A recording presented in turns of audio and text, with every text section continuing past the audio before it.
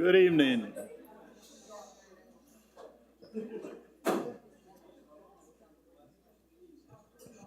Hello. I call the July 12, 2022 regular Planning and Zoning Commission meeting to order at 7 o'clock p.m. We will start with a roll call. Commissioner Seavey is excused. Commissioner Smith is excused. Commissioner Christensen. Present. Commissioner Homan. Here. Commissioner Gay here. Commissioner Michelson. Present. And Commissioner Barrow. Present. Let the record reflect that a quorum is present for the meeting. We will move on to B, approval of the agenda. Find all my pieces of paper here. Director Justice, are there any changes to the agenda? Yes. Chair, Commissioners, there is a change to the agenda.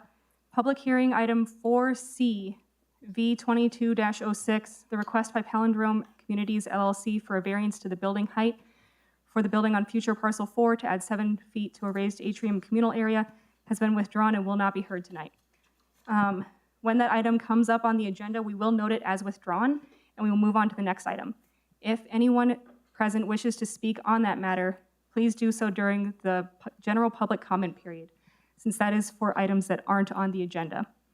The applicant withdrew their application on Thursday, the 7th of July, and we noted on our Planning and Zoning meetings page on our website on that Friday that this was withdrawn. I stand for any questions. Hearing none. Let's see, can I get a I move for approval of the agenda. That's what I was going to say.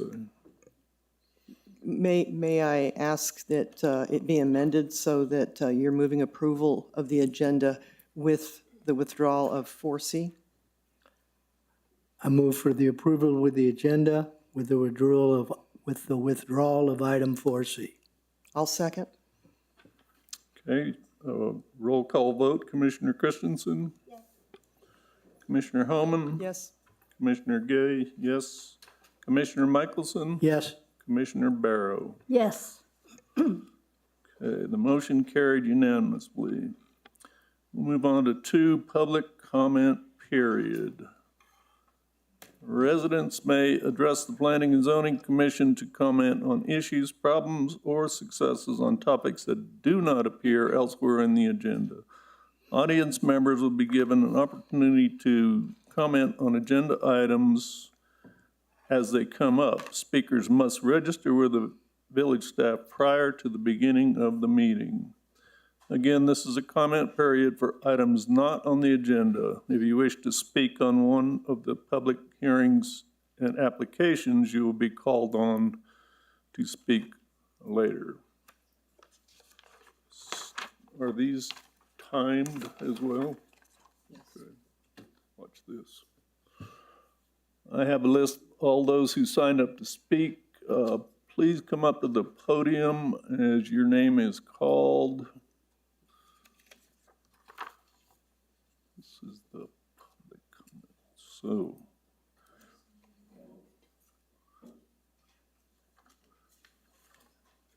agenda items. Are we at the agenda item or the public comment sign-up sheet?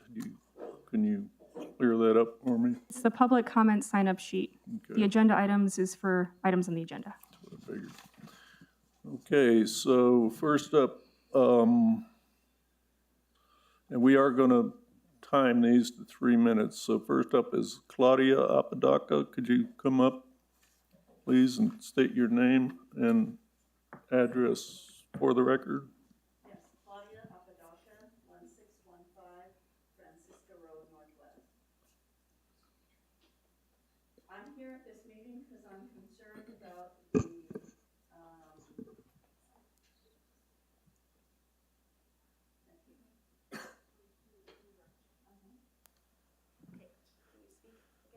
Yes.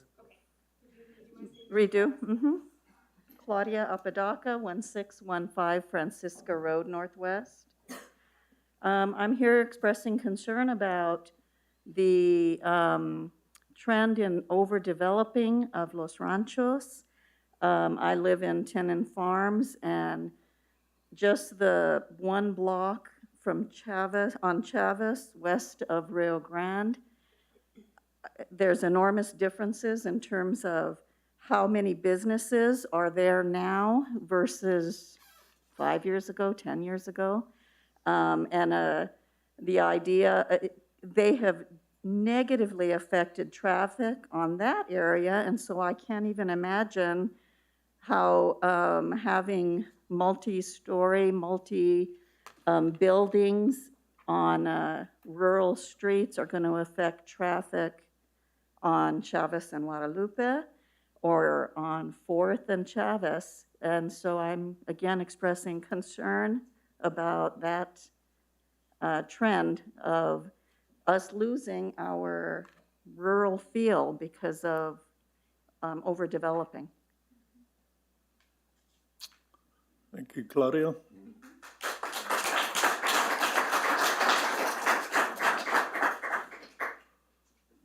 Next up is Gary Chaffee.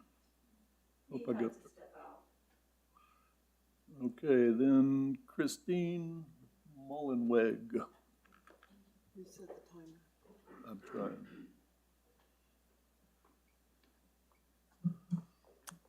I'm Christine Mullenweg, and my address is 5645 Rio Grande. And I'd just like to reiterate some of the things that Claudia said in terms of overdevelopment and maintaining the rural nature of our community. When we purchased our property that we currently live at about 15 years ago, even just putting a garage on a half-acre lot was quite an effort, and we actually had to we were required to take down a chicken coop so that we could meet the FAR's requirement. And so I'm not sure what's happening now with the village in terms of squeezing maximum business and maximum residential in a minimum amount of space.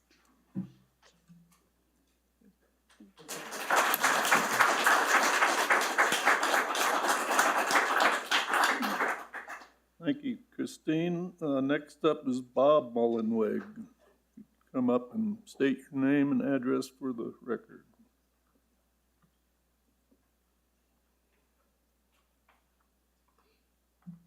So I'm Bob Mullenweg. I also live at 5645 Rio Grande, which is on the southwest corner of Chavez and Rio Grande. We have the joy of being next to that four-way stop, which makes our life miserable, particularly given how much traffic is already coming through. I work up Osuna near Edith Boulevard. I travel up Chavez Road every day. I'm also a runner, although I must say that running on Chavez is not my place I like to run because of the traffic already. The thought that we're going to dump a number of additional people in on that road, which is also a road that's used by school children to walk. And those of you who know Chavez Road, there's no sidewalks, there's just dirt. And many of the time I've been traveling up Rio Grande or traveling up Chavez, there's a bicyclist on one side, a bicyclist on the other side, and cars going each direction. And the thought that we're going to increase the traffic flow through there just strikes me as being dangerous and unwise, in addition to just making it much less of a rural atmosphere. Chavez Road is a rural road. Guadalupe Trail is a rural road. We have plenty of traffic already. I have to sit through multiple traffic lights coming home from my office at 2nd Street, and then I hit 4th Street, and I have to sit through a couple traffic lights there many times, and that's only going to get worse if this significant development is allowed to proceed, and I encourage there to be a moratorium to prevent that. Thank you.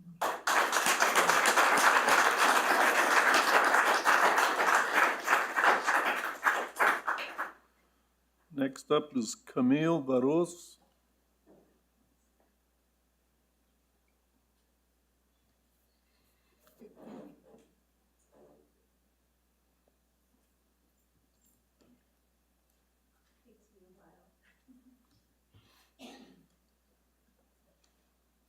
Good evening, Commissioners, our Director, Ms. Justice, and all our audience here.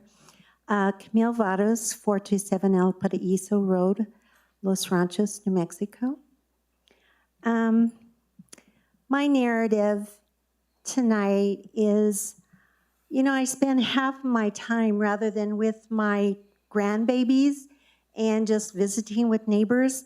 I'm either viewing files here or looking online to see where our codes are, our ordinances are, in reference to the projects that are proposed.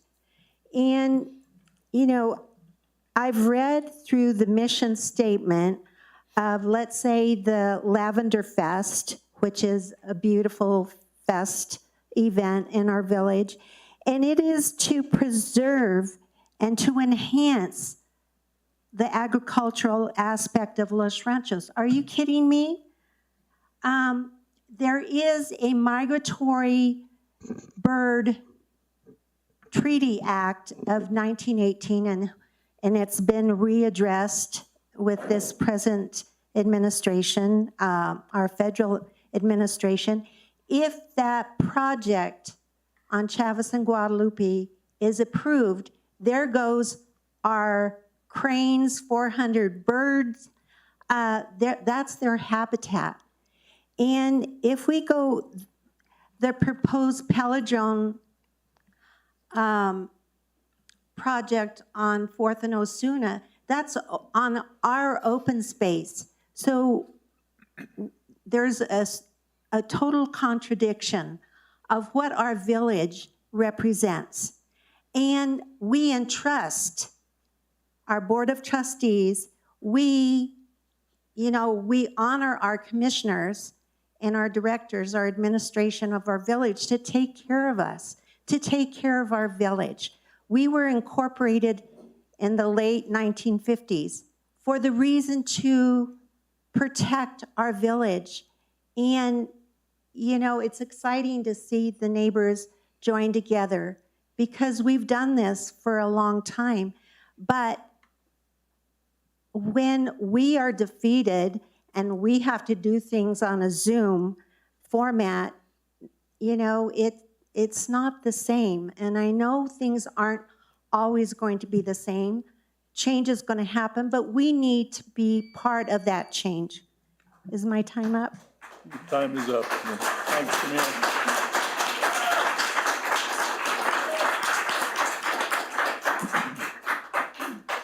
Next up is Joe Craig. So Commissioner Gay, he has canceled his request to speak. Okay. Cynthia Sylvester. Please state your name and address for the record, please. I'm Cynthia Sylvester at 333 Willow Road. My spouse and I have lived on Willow Road in Los Ranchos for 20 years. I'm a native of Albuquerque, raised in Corrales, a graduate of UNM. I'm a business owner with a business license in the village of Los Ranchos. I signed up to speak originally about the request by Palindrome Communities for a variance building height to 55 feet in the VC zone and 4th Street character area. Even though that application has been withdrawn, I wanted to be certain that the hard work of many volunteers who circulated this petition to say no to the variance and another petition that will be given to the Board of Trustees tomorrow night were acknowledged. I wanted to make certain that the committee realizes that this petition and the petition to be presented at the Board of Trustees requesting a moratorium on all development each garnered some 600 signatures. In 2 weeks over the 4th of July holiday. These petitions equate to a referendum on the push for high-density development in a semi-rural community. As we walked around our neighborhood letting people know about what was going on with these developments, we all heard similar things. Shock at the magnitude of the developments, dismay at the character of these developments in this area, and anger that it is the developers that seem to have the ear of this committee, the mayor and the Board of Trustees, more so than the residents of the village. We reconvened last Sunday to gather the petitions for this meeting and the board meeting tomorrow, and we shared with each other what the people who signed these petitions said. It boiled down to the residents do not want high-density development in the village. In the village's 2035 master plan, Los Ranchos is described as a historical, agriculturally rooted, incorporated village with ample open space, agricultural activity, historic ditch system, tree canopy, and semi-rural atmosphere. The village of Los Ranchos was incorporated, as Camille said, to stop the encroachment of urbanization of the city of Albuquerque. Now the threat of urbanization comes from within the village, and not at the behest of the people I met, of the people who signed this petition, of the people who signed the moratorium petition, or the majority of the people here tonight. Listen to us. These roads can't take the amount of car traffic these developments will bring. These high-density developments will forever alter this semi-rural community. It will forever alter the quality of life of the residents, and it will diminish the safety of the young and old that call this place home. Thank you.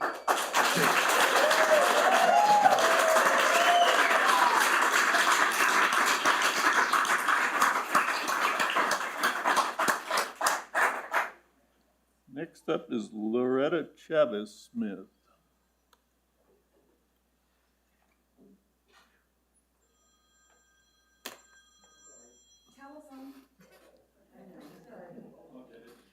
Did you get it? Okay. Hi, my name is Loreta Chavez Smith. I live at 536 Chavez Road, Northwest. They just said everything I wanted to say. Listen to us, please. Don't ruin our village. And then, one comment is the sign on Chavez and Rio Grande, the new sign, Chavez is spelled wrong. Is it, you're kidding? It is spelled C-H-A-V-E-S, and it should be C-H-A-V-E-Z. Thank you, guys. Wow. That's ridiculous. How could they have messed that up? How do you know the correct spelling of that name, Loretta? But we're not in Spain, sweetheart. It's spelled that way in Spain, not in New Mexico. Good catch. I'm sure that'll be fixed pretty soon. Next up, Randy McKee. I'm Randy McKee. I live at 749 Chavez Road Northwest, village resident for about 22 years now. I came originally to speak about the palindrome variance request, but I'm glad that it's been pulled. But there was, as I sat down and started talking to many people on the ditch banks as I was walking around, I was part of the petition gathering effort. What I found is no one knew and understood what the palindrome is. We don't know how the land was acquired. We don't know how the land was turned over to palindrome. We don't know what authority was used for that. There's a whole lot of questions that people in this room do not know and understand. We don't, and I've been participating, as each of you all know, for about 3 or 4 years, pretty much so in every one of these meetings. I've never gathered any information that gives me full understanding of what that whole program is and where it's going to end up. I understand it's about $12 million worth of property that's been given over to, or turned over, I have no idea, to palindrome. I know and understand that 10, maybe 12 families were uprooted out of a trailer park and paid $10,000 apiece out of PPE money. I ask how we can kick people and make them out of a trailer park. These are families that have been there for many, many, many decades. Kick them out of a trailer park, hand them over $10,000 after we make them homeless, and give them the PPE money to do that. I just don't understand this. I don't understand this. You all are part of this. Every one of you are part of this. We are asking you to please listen to us. take the time to come out and talk to us. Don't play this game of, ex parte crap. We've got to hear you, you've got to hear us. And it's got to start now. If you turn your backs on us, there's no telling what's going to happen in the future to this village. You have to help us. We're the residents. We own this property, almost all of it. The village owns a few small pieces, and if you start giving it away to big, gigantic developments without the infrastructure that needs to be in place, we are going to be in trouble. You put 300 families into a small area within 1,000 feet of each other, those 4 developments, what are the kids going to do? There's no swimming pools, there's no movie theaters, there's no entertainment, no basketball courts, nothing. What do you think these kids are going to end up in? Gangs and drugs. And they're going to be on our corner.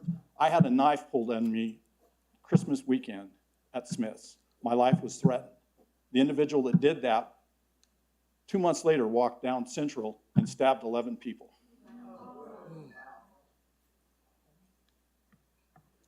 We need to change. You all need to help us.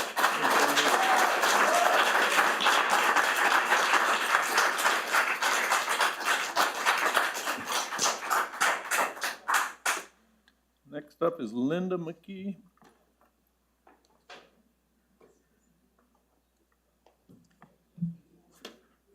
Well, that's hard to follow. State Linda name and- McKee, 749 Chavez Road, Northwest, Los Ranchos. Hello, Commissioners. I'm going to repeat some of what everybody else said, but here we go. There are currently 4 that I know of, high-density development projects being proposed or already approved within 1,500 feet of 4th and Osuna. Just think of that, 1,500 feet, 4th and Osuna. Palindrome Village Center with hundreds of low-rent units being planned. Chavez Guadalupe cluster development with variance requests to build 21 homes on 7 acres, resulting in less than 3/10 of an acre per home. The same as in Princess G neighborhood in Albuquerque. Sandia Vista development with variance requests to build 32 apartment units on less than 2 acres, with the possibility of 4 3-story buildings, building up in our nice flat village. And last, I don't know how to pronounce it, Namibian Plaza development, 12 apartment units on just over half an acre. I am deeply concerned that approving these multiple high-density projects will cause significant, undesirable, and irrevocable changes to the nature of the village. I'm asking you to perform a comprehensive review of the impact of this construction all in one area. Where are the utilities to service these projects? Groundwater management, traffic management, and safety. Will there need to be additional lanes on 4th and Osuna? How will vehicles enter and exit the village center and the residential areas safely? Will the new residents of the plaza and the village center sustain the retail and food service businesses there? Will existing 4th Street businesses be cannibalized by businesses planned for the village center? Introducing competing entities does not speak well for the village administration's support of its longtime existing businesses. Can our schools accommodate all the extra children that are going to be in these hundreds of apartments? And last, what about law enforcement? Adding hundreds of transient renters will introduce a potential for more crime in the area. This overdevelopment of the village with high-density apartments and other commercial development without the appropriate infrastructure needs to stop now. Thank you.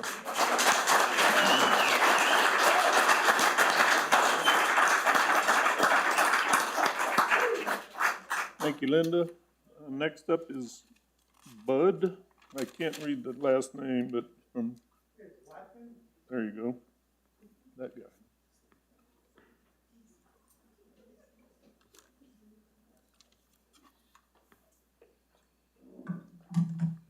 My name is Bud Latvian. I live on Tyler Road.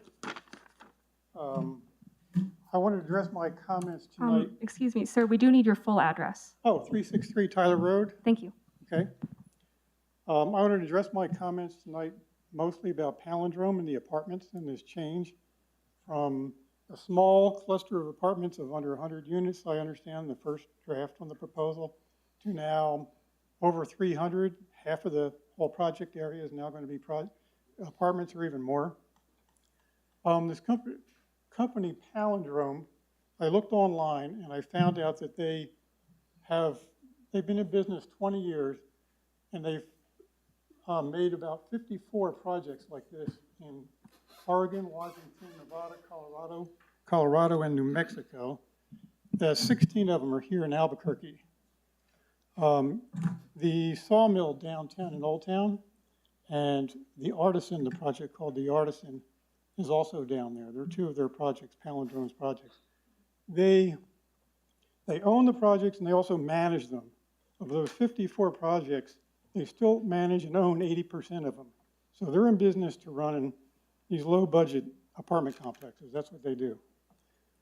So what I did, among other things, is to go online, just Google, to find out what the people that live there, what comments they made about living there in that project in the Artisan downtown, which is what we can probably expect here. So I'm just going to read some of those just so you can hear these.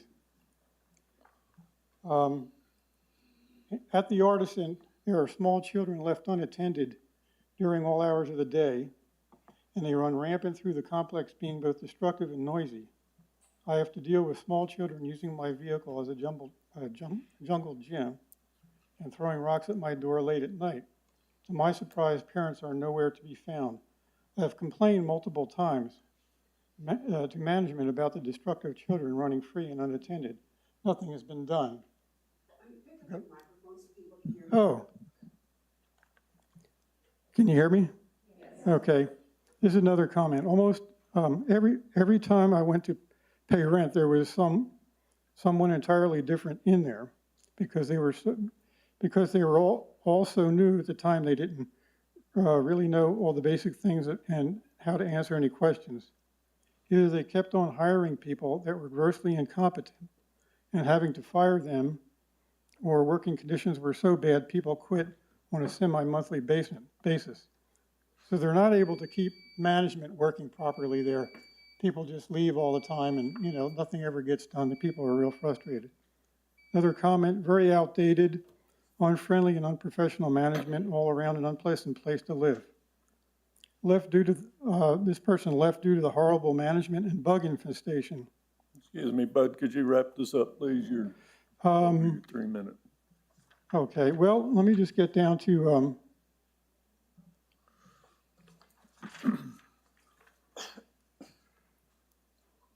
let's read 3 of the last comments here. On the outside, the place is beautiful. I was forced to move out because my apartment was infested with roaches. Management attempted to spray, but the infestation was so much.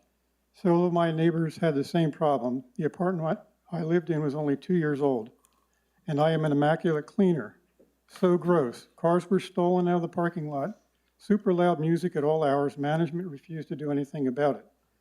They don't care. Roaches. Bud, we're going to have to move Okay, on well, here. I'm Thank just you. giving you an idea of what the people are trying to say about living in apartments like that.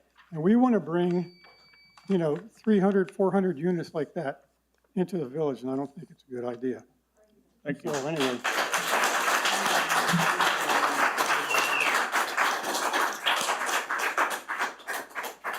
Next up is Bill Shin.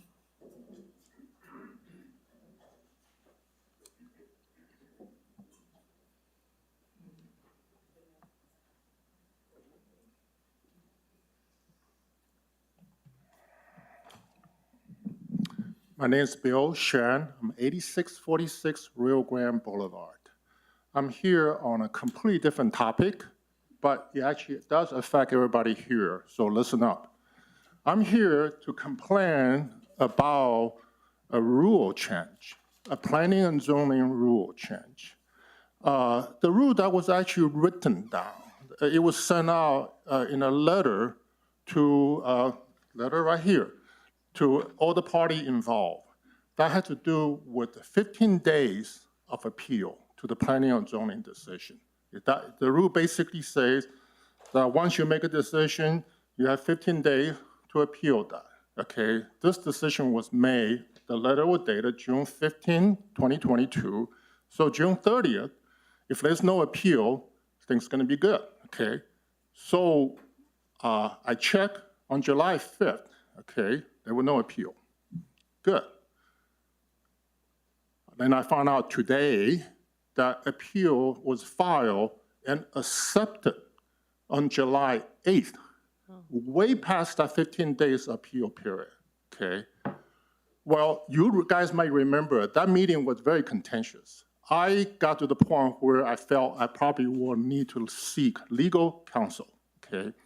So I was quite relieved on July 5th because I said, good, I'm not gonna pay those money anymore. But now I suddenly, because of sudden rule change, I suddenly become the victim of the rule change. So I'm suffered that consequence of that change. So what I want to know then is how is this rule that's written down, sent out to everybody involved, get changed without notification, without notice? I don't know who's involved, no transparency, and that how are we ever gonna get to the point where we're gonna relax and say it's over? Do you know when this is over? When the rule could be changed? I don't know. They could appeal that later. I had no idea how this rule works. So that's my complaint. Thank you. Thanks, Bill.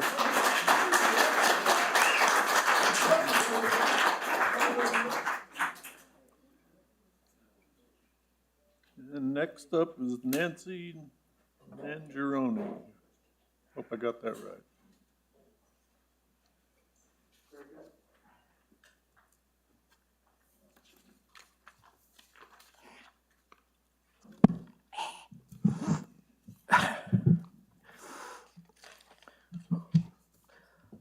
My name is Nancy Nangeroni. I live at 7315 Guadalupe Trail. I want to thank you, commissioners, and all of our public servants for your good work. You have no idea how much I appreciate that I don't have to do it. I want to speak about the Village Center project and other cluster housing projects. According to our village website, the Village Center project began in 2002. That's 20 years ago.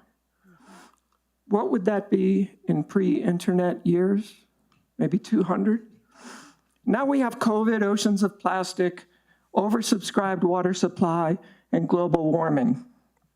Things have changed. We love Los Ranchos for its semi-rural agricultural nature, its proximity and connection to nature itself. If we truly wish to preserve our village character, we need to resist the relentless seduction of development. We do not need more housing or population. What we do need is better conservancy of our natural resources, open spaces, plants, and animals.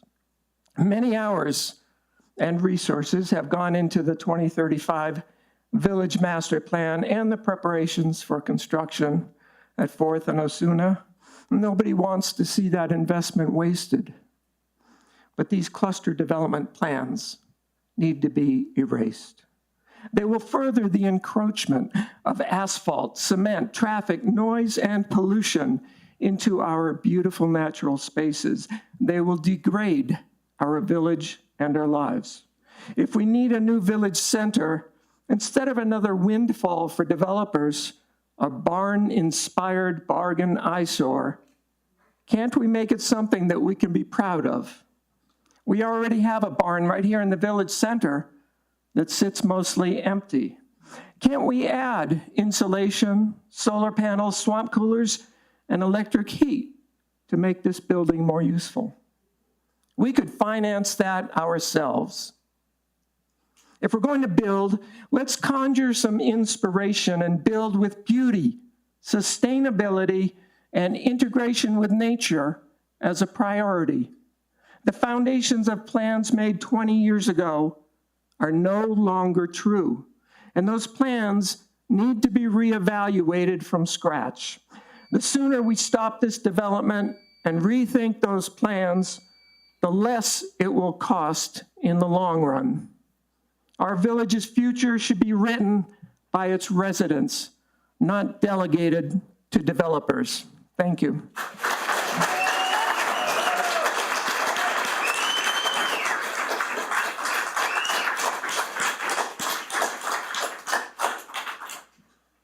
Next up is Gordian Mckenzie. Something, Gordian? Sorry. I should have stopped while I was ahead. I echo everything else that everyone else has already said. I wanted to Excuse me, could you please state your full name and address? Oh, excuse Thank you. me. Yes. Gordian Mckenzie, 7315 Guadalupe Trail, Northwest. We're in a drought, a severe drought. Is this the time to start building? There is development where my sister lives in Colorado. The residents tried to fight it.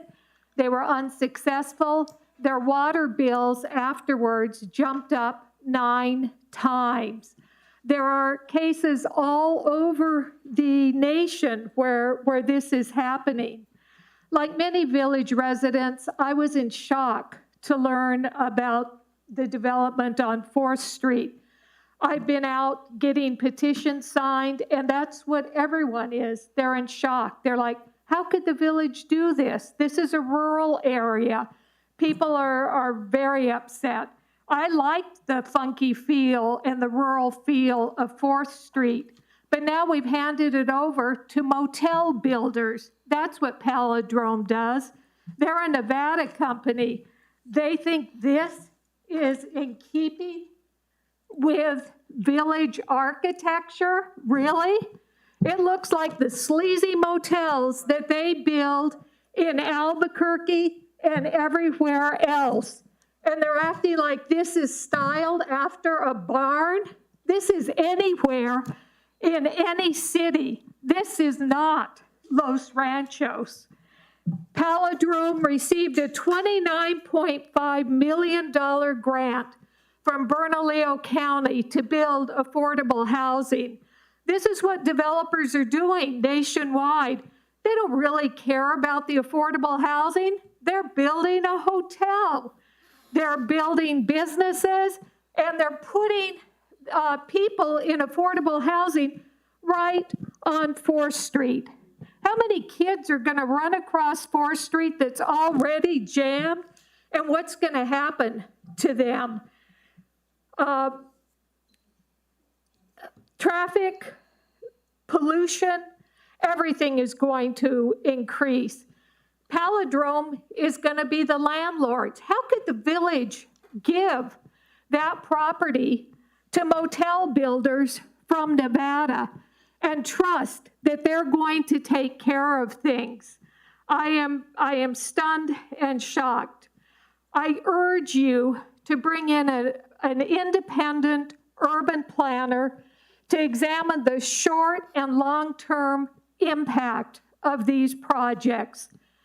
And in closing, I urge you not to grant more approvals of more high-density housing and businesses, and basically consider revising some of the village's 2035 master plan, where a section of it has declared open season on the land, the wildlife, and its residents.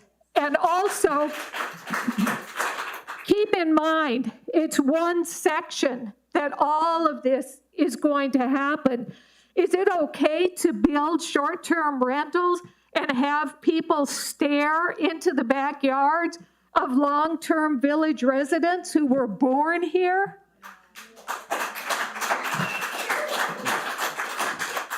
Okay, we're going to have to move on here. May I do one sentence? Beauty is not a luxury. Rather, it's a strategy for survival. And that survival entails having open spaces which remind us that the land is a living entity. Protecting it restores our balance with the natural world. Taking it away, not going to be good.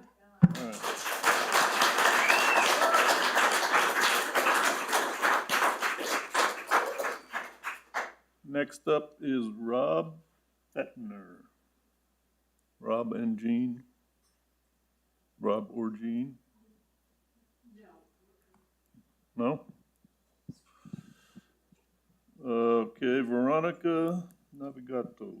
Just curious, this is the second meeting in a row where I have put my name down on the list, and in this case, I even emailed in advance and got a confirmation that the agenda item was deleted, and my name is never called.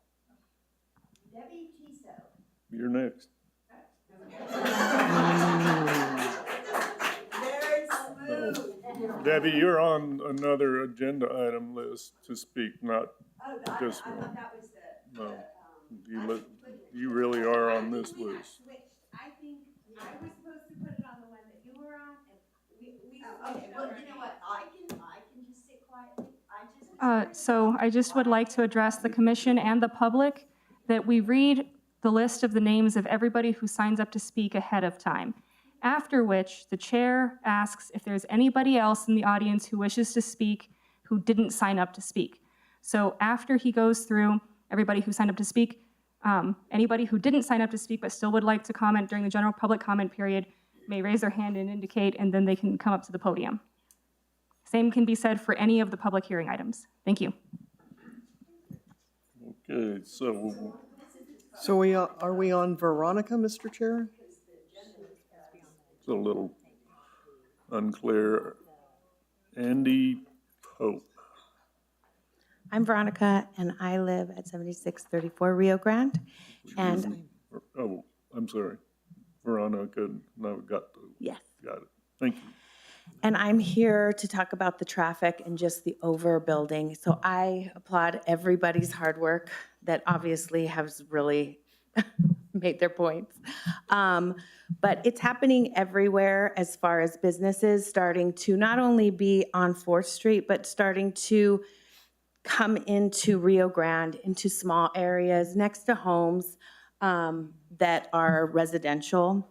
And so I want to just state, as somebody who has kids, who tries to get them to go ride their bike, but is honestly more nervous here than I am when I lived across from UNM, because we don't have the kind of infrastructure and we don't have the kind of law enforcement or crosswalks or any of that set up the way that they do in the UNM area.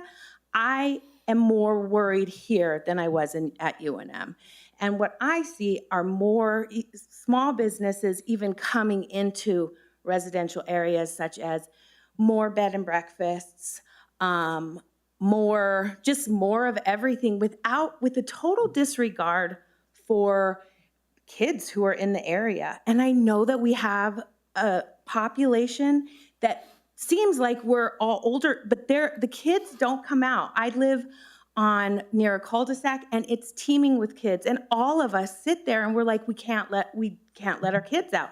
It's so dangerous. Rio Grande is so wild. I've seen more bikers and runners almost hit on Rio Grande than I did when I was in the UNM area. And that's really wild. So that's what I wanted to say. I applaud all of you guys, and I really applaud you guys who are fighting the good fight. Thanks.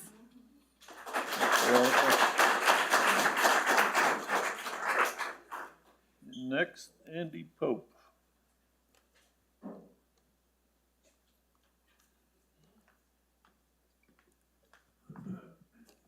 Hello, can you hear me okay? All right. Yep.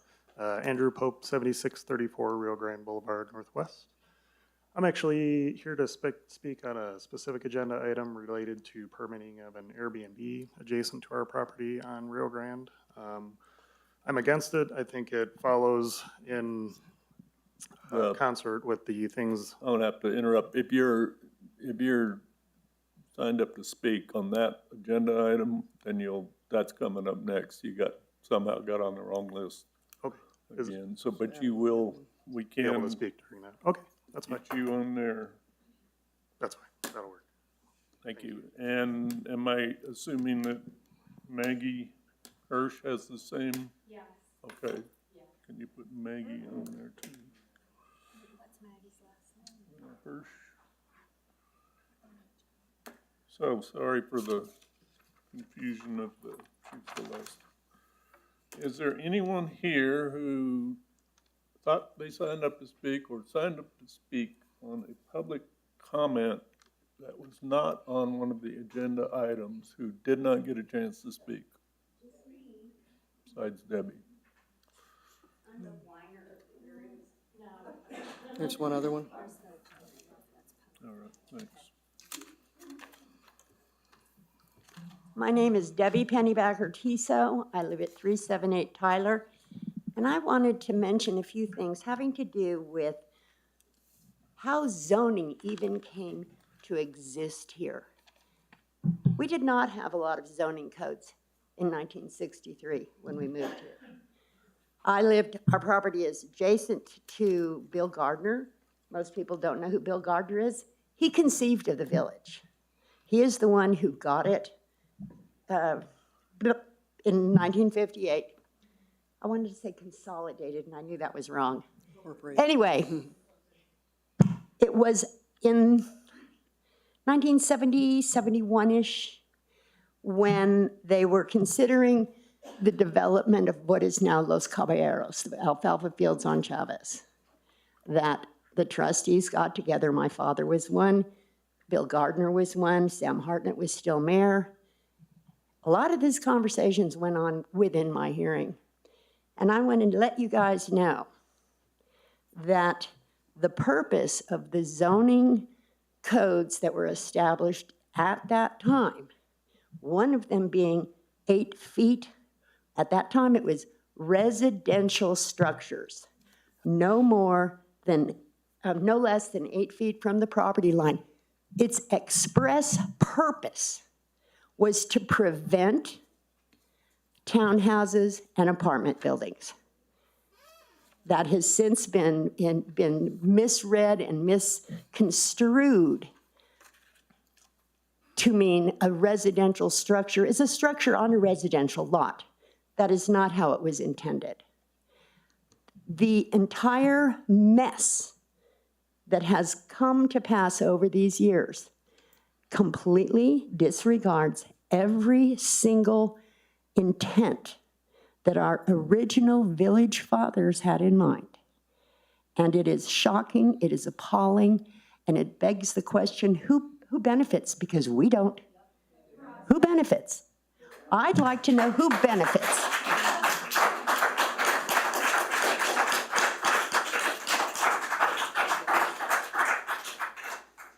Thanks, Debbie. You've got one more. Is there...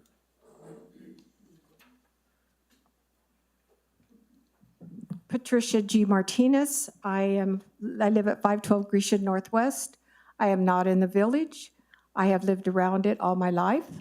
As I mentioned before, and I don't like to be redundant, but I was born on my grandfather's property at Osuna and 4th Street. This is historic property that goes back hundreds of years. And I think that you are doing the whole community a disservice to build high-rise, high-density, and Debbie O'Malley said it was going to be affordable housing. I read somewhere in all this crap drama, it's not going to be affordable. $1,500 to $2,000 a month. I can't even afford that. And I own my probably $700,000 home on Grecian. And you know, you are doing us a disservice because we are rural. We're not high density, high rise. Everyone is here has spoken my heart and repeated everything that we all feel. And one thing I don't understand is Los Ranchos has been Los Ranchos hundreds of years. How can, in my lay mind, a group of people, such as the trustees, come along and issue ultimatums and rules and regulations to all of us that have lived here all of our lives? You know, we own this property. It's rich history. Why give it away to developers that are going to make the profit? And that's what's going to happen. Why don't you give back to our community? You have millions of dollars in your trust fund. I think I heard 2,500,000 last I heard. Give back to the community. Use my grandfather's property for a swimming pool, a community center, something nice, a nice park. Give back to us. Quit taking and building up your profits and your treasures, please. You have hearts. If this was you and all these people sitting here, how would you feel? You are robbing us of our inheritance, our rich properties, and I think it needs to stop right here, right now.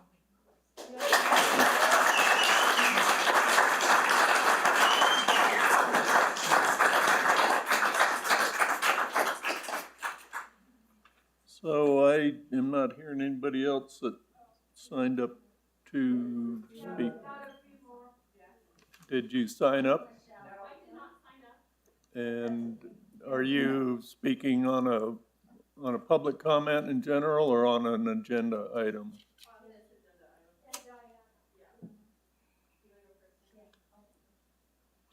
Okay.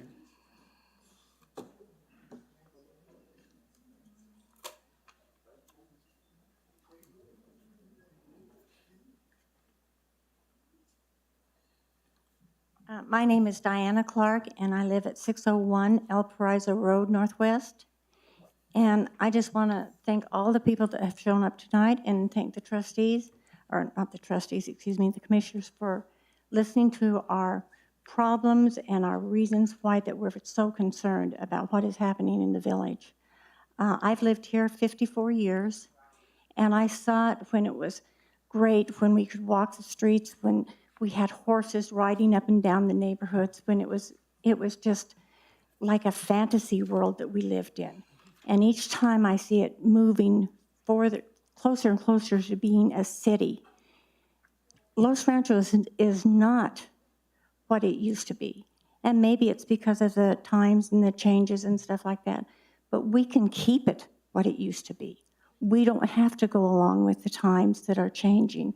We don't have to build big buildings where we can't see the mountains or where we can't see other things that are going on. Where I was back in New Jersey and they had these mountains in this little bitty town, not mountains, but buildings, and they had you couldn't even see in front of you. And this is what's driving me crazy because I can just see, I'm just so close to 4th Street, and I can see all the traffic coming down El Paraiso or Mullen, and they are not through streets. Osuna comes in and then it stops on 4th Street and then it jags over to Chavez. It's not a good setup. Whoever designed that was either drunk or crazy. I don't know, but it wasn't good. But anyway, what I wanted to say was that I see people coming in my area, because I live on the south side of town. Let's put it that way. I see people coming in my area that are vagrants, that are homeless. They're living on the ditches. We've had to call the police and ask them to leave the alleyway that is between El Paraiso and Mullen and get them out of there because they're homesteading on these alleys. We see them we can't even walk the ditches. We were walking the other day and a car drove by and threw a shoe at my neighbor, knocked her down. They could have hit her. She could have run in the road. She could have died. And they hit her on the leg and it knocked her down. Also, my next door neighbor last summer, he was attacked with a gun at Walgreens. Now, we're bringing people into this area that they don't have any actions. They don't have any grounds. They don't have any roots in this area. So please, all of you, listen to us. We don't want this. We don't want to be like Albuquerque. We don't want to be a big city. We want to be rural, and we want to live our quiet, simple life. Thank you. Thank you.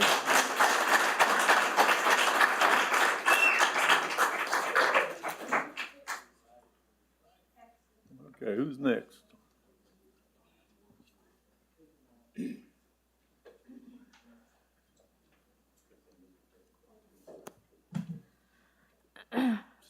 State your name and address, please, for the record. Michelle Smiley, 623 El Paraiso Road, Northwest. I just wanted to be on record that I am also against these 4 overdevelopments and high density in a very, very small area. I wanted to show my solidarity to all my neighbors here.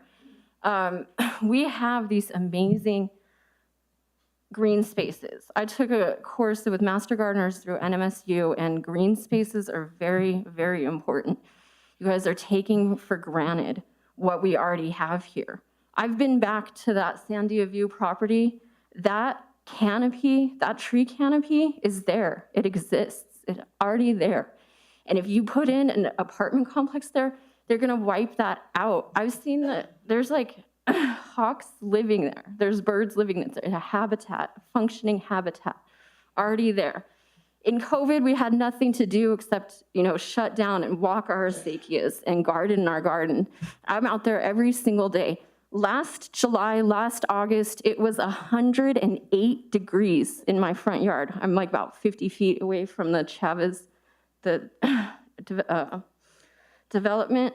So it's 108 degrees here. If you guys pave over a 10-acre watershed, you're taking for granted what we already have. And that tree canopy on Sandia View is a very important tree canopy, and you're just taking it for granted.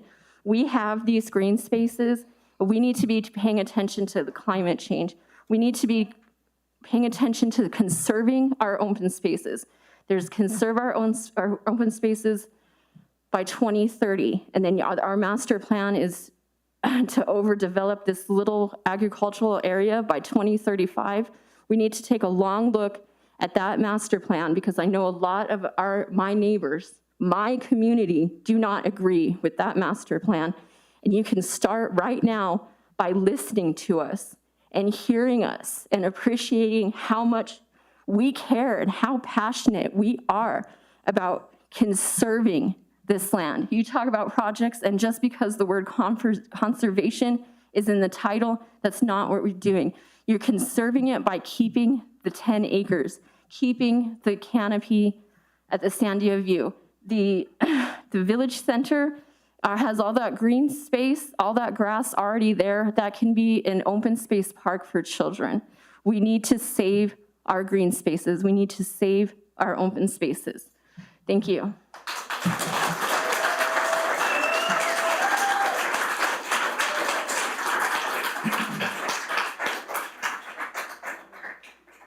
Anybody else? Yes, sir. Excuse me. Robert Chavez, 324 Enchanted Valley Place, Northwest, Los Ranchos. I'm part of the Chavez group from Chavez Road, Northwest. I thought it would benefit the commissioners, and we do appreciate your work. It is admirable that you do donate the time. And I think you should be applauded. I think you needed to hear a little bit of history about the petition drive. And it's a story that is quite unbelievable. June 22nd, a group of 4 of us got together and said, we have been inundated over the last 2 months with development projects, coming up with the trustees, the planning and zoning, and overwhelming concern from the people of the village over these projects. So what we thought was that there seems to be a severe disconnect between what the trustees and the mayor want for the village versus the residents. So we thought we'd get a meeting together. So on June 22nd, we sent a few emails out, made a few calls for the 26th, that Sunday, 3 days later. Over 100 people showed up at Raymond Sanchez Community Center to meet and to express their concerns and to try to develop an action plan that we could present to the trustees, to the planning and zoning, that would solve the long-term issues that everybody's concerned about. That meeting developed over 24 volunteers that donated their 2 weeks' time canvassing their neighborhoods. And we had neighborhoods represented from Willow, Enchanted Valley, Green Valley, Tenon Farms, Los Poblanos, Caballero. I mean, all of the major neighborhoods were covered in that canvassing with petitions. Tyler Road, Bledsoe, Guadalupe South, Guadalupe Middle, Guadalupe North, Ray Savetic's neighborhood. 24 volunteers, over 600 signatures. That is a lot more votes than most of the trustees that got elected got in the election. That makes a statement. So I thought the history of these petitions and what's going to be presented tomorrow, it should be for your eyes and ears also, because it's coming. People want change. We need it. We want to protect the beautiful village that we have, and one of which I've been living in all of my life. Thank you.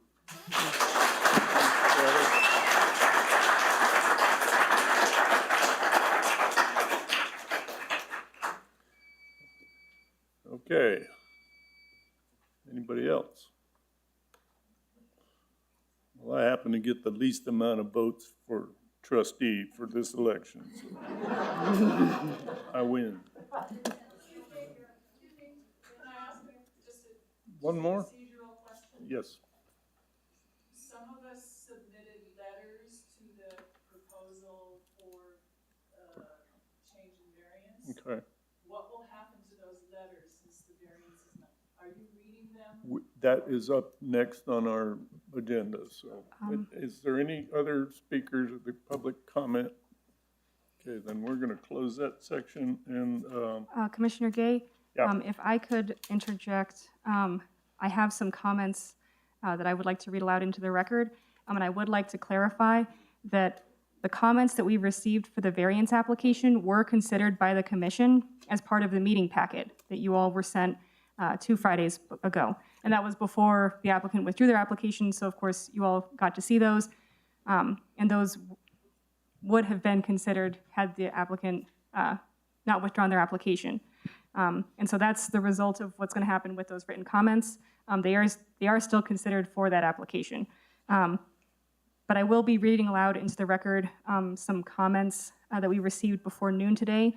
But these were also sent to the commission already for you all to read. So some of these comments we received on the variance request, V22-06, after the meeting packet was published. So we need to read these into the record. Since that item is no longer the agenda, I'm reading this aloud during the general public comment period. And this does include comments that are for the variance. So I'll be reading aloud 2 comments from folks who did not speak at tonight's meeting. So first, Peter Bean Weinreb, 6509 Poza Rica Court Northwest, Los Ranchos, New Mexico, 87107-5618. July 5th, 2022. Dear Director Justice, you took receipt on behalf of the village of the May 27th, 2022 comment letter to the trustees I hand-delivered prior to the June 8th trustees meeting. In that letter, I stated my concerns about the effect the Chavez-Guadalupe project would have on traffic on Chavez Road. During our cordial conversation at the time, you commented that each development project submitted its respective evaluation of factors that would affect the village. There was no comprehensive large area evaluation process. Between May 27th and June 8th, I learned that there were additional projects that would have a significant impact on village character and traffic, namely the Sandia View Road Housing Project and the Village Center. At the meeting, I voiced my concerns that multiple projects would lead to severe traffic problems. I recently learned of the Nijmegen Plaza LLC residential project. I can't understand a word because I feel like it's like, slow down, please. I recently learned of the Nijmegen Plaza LLC residential project proposed for Willow at 4th Street. There is great concern among residents that approval and construction of these multiple projects will cause significant, undesirable, and irrevocable changes to the nature of the village. The semi-rural character that the village claims will vanish. If these projects make the relaxed, low-density, and calm village less so and adversely affect home values of the older stock, the eluded benefit of enhanced tax revenue may not meet rosy projections. My thought is that you, as a planner, would welcome the opportunity to chart a broad evaluation of these projects and the additional one further north on 4th Street. Isn't this the planning that a planning director would have been preparing for in studies and work activities. It is worrisome that there appears not to be comprehensive coordination. Beside the issues of underground utilities to serve these projects and of groundwater management, the persistent questions about vehicular movement arise. Will there need to be a taking for additional lanes on 4th Street and Osuna Road? How will vehicles enter and exit the village center and the residential projects safely? Will roadway dividers be needed? Will the 4th Street enhancements be rendered useless by constant gridlock in the area? Will the new residents cited by Nijmegen Plaza LLC, plus the residents of Village Center Housing, sustain the retail and food services businesses there? One can envision the Village Center businesses including a dry cleaner, a New Mexican restaurant, a burger restaurant, a coffee and bakery shop, a sandwich shop, a pharmacy, and a bank branch. These businesses would cannibalize existing businesses on the enhanced 4th Street. Some of those jeopardized businesses would have even been highlighted in past issues of the village vision. This introduction of competing entities does not speak well for village administration's support of its long-time existing businesses. It's very disturbing that the village appears to be approaching these 4 or 5 projects separately without regard for their influence on each other and the village as a whole. Kindly discuss these thoughts with the mayor and trustees. Very truly yours, Peter B. Weinreb. And then he also did submit another. So for context, I did email and confirm receipt of the letter that I just read out loud and wanted to clarify which application items it was for, and so they had additional comments. Good afternoon, Tiffany. Thanks for acknowledging to me. I would think that certainly the mayor and the trustees are the appropriate audience for not only the Nijmegen Plaza matter on July 13th, but as I note, for all of the 4th Street plus Chavez Guadalupe proposals. So my answer would be to ask that those thoughts be applied towards SDP 21-02-6502, but also considered for the other projects. Contrary to the customary practice of considering the impact of each project separately, they all mesh together. Consider a resident of the Sandia View cluster needing to cross 2 lanes of traffic to turn north so close to packets of cars heading south after they have just been released by the nearby Osuna traffic light. Similarly, consider exiting Willow Street and wishing to turn south. I wouldn't want to have to do it at 4 p.m. on any given day. I recently wanted to exit Camino Español and turn north. I waited and waited and waited for 2 southbound plus 1 northbound lane to clear. Ended up turning south and going the long way around via Solar and Neighbor to get back to Chavez Road.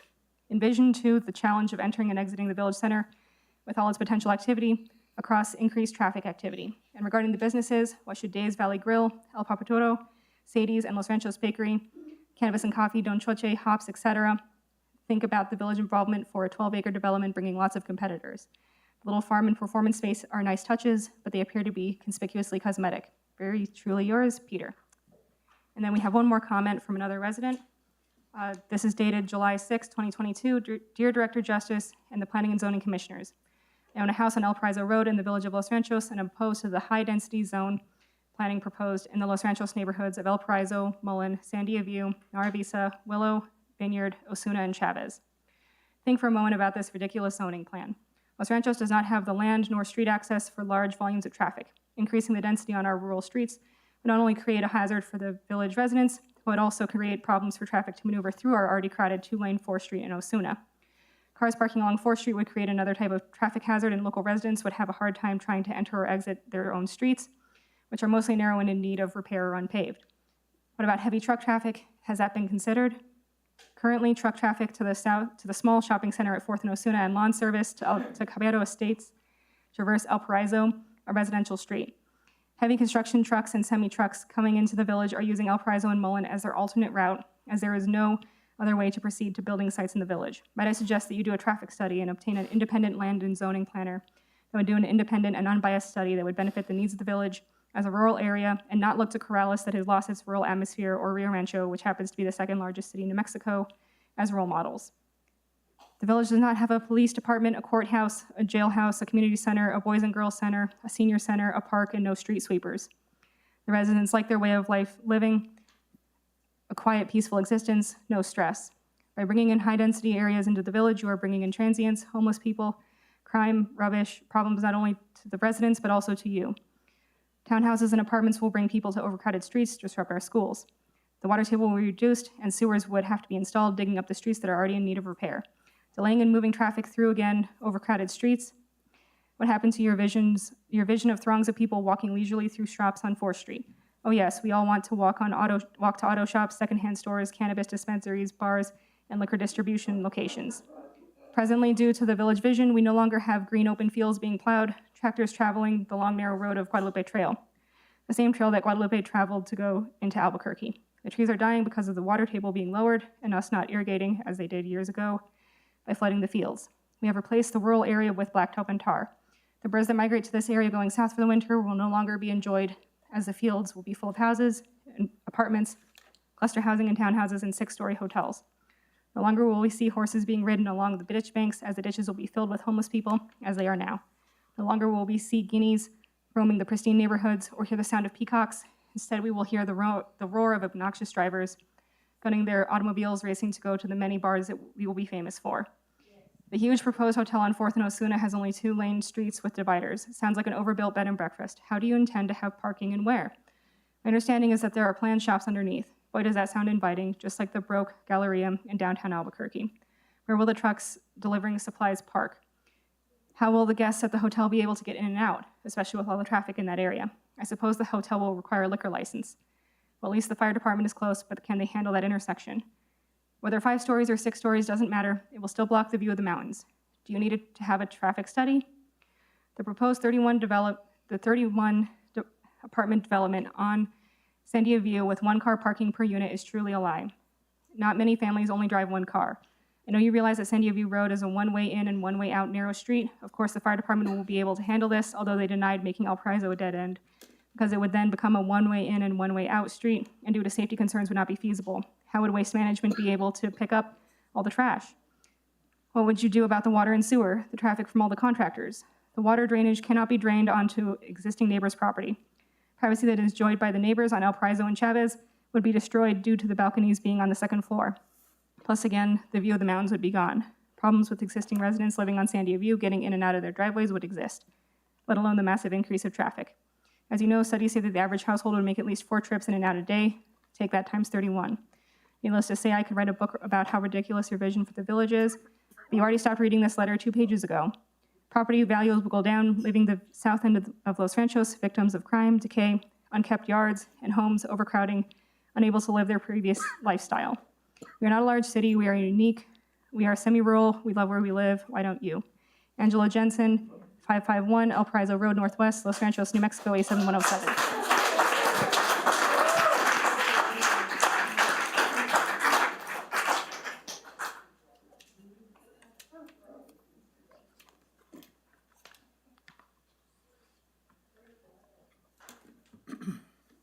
Okay.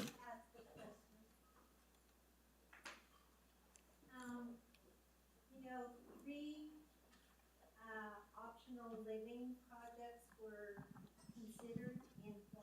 Where did that come from? You know, are we supposed to look at? Excuse me, we can't, so Camille? we need, Yeah, we're gonna have to, we would need the person to comment at the microphone for the record. If they've already spoken, they've already had their 3 minutes. sorry about that. Rules is rules. So, up next is the consent agenda. All matters listed under the consent agenda are considered to be routine and will be enacted by one motion. There will be no separate discussion on these items. If discussion is desired, that item will be removed from the consent agenda and will be considered separately. So next is the approval of the meeting minutes of June 14th, 2022. I have one. Are there any corrections or comments from the commission? I have one correction on page 8 of 213.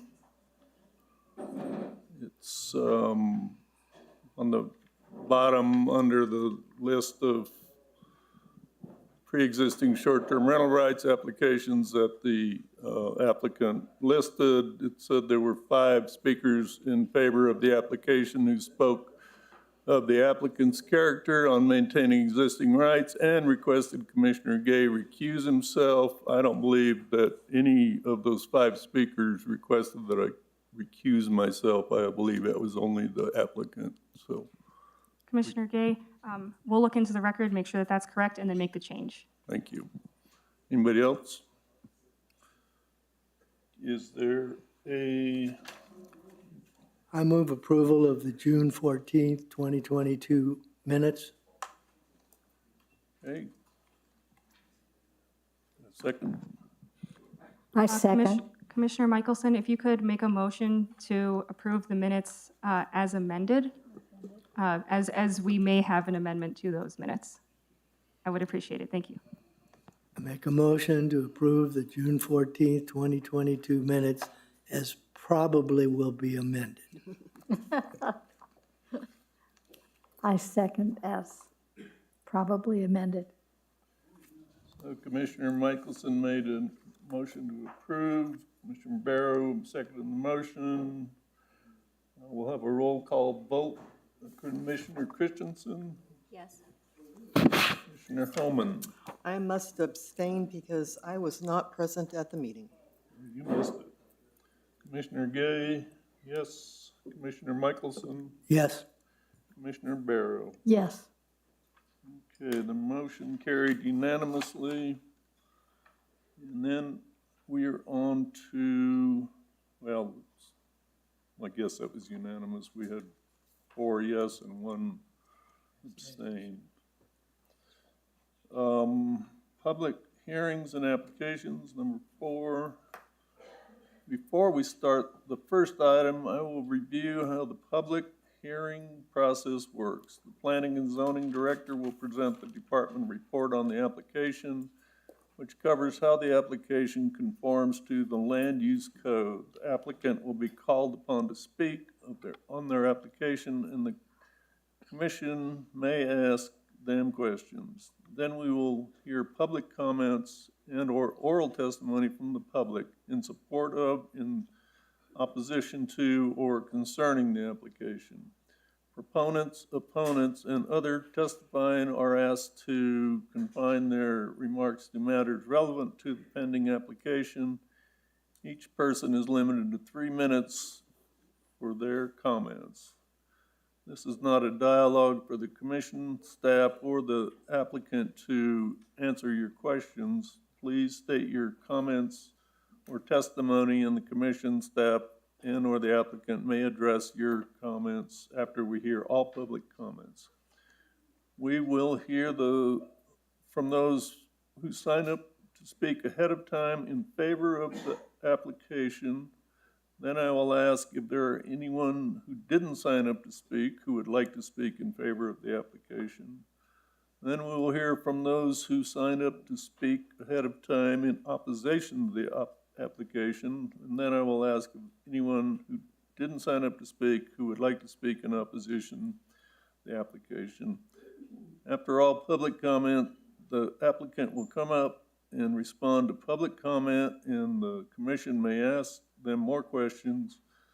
The floor will be closed for comments. The commission will discuss and make a decision. Once the floor is closed for comments, we do not accept any more comments from the applicant or the public. Will all those who will be speaking before the commission tonight please stand to be sworn in? This is for all public hearings and applications on the agenda tonight. If you will be speaking on any of the public hearings and applications, please stand. Attorney Winter, would you please swear in those speaking tonight? Please raise your right hand.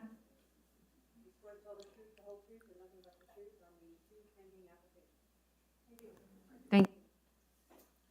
Thanks, everybody. So up first is item 4A. Scroll to the big print.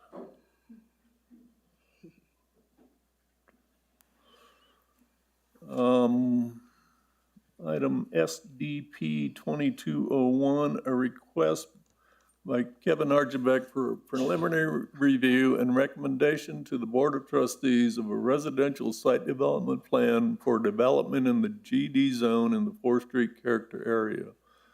The property is located at 8404 4th Street Northwest and is legally known as Lot B2, land of Gonzalez Risman, within projected section 16T11NR 3 ENMPM, Village of Los Ranchos de Albuquerque, Bernalillo County, New Mexico, as filed in the office of the Bernalillo County Clerk on September 24, 2014. The property contains 0.8141 acres more or less.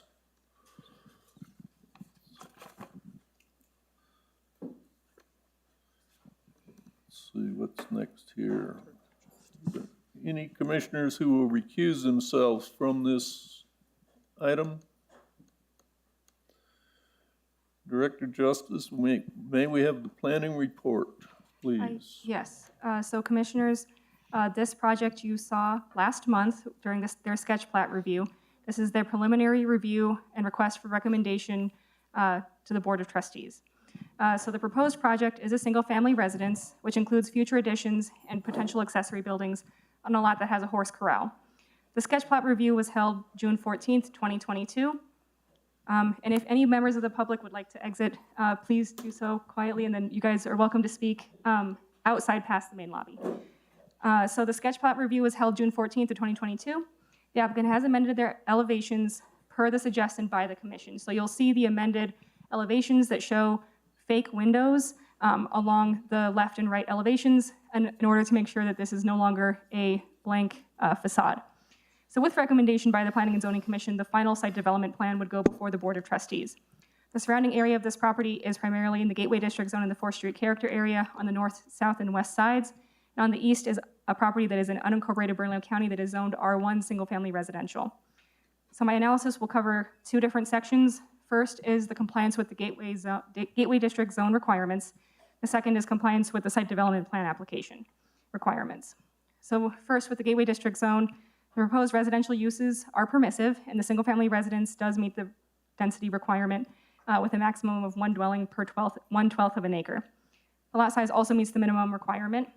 The floor area ratio applies since this is a single-family residence, and the proposed project is well within the floor area ratio limits, including the future addition.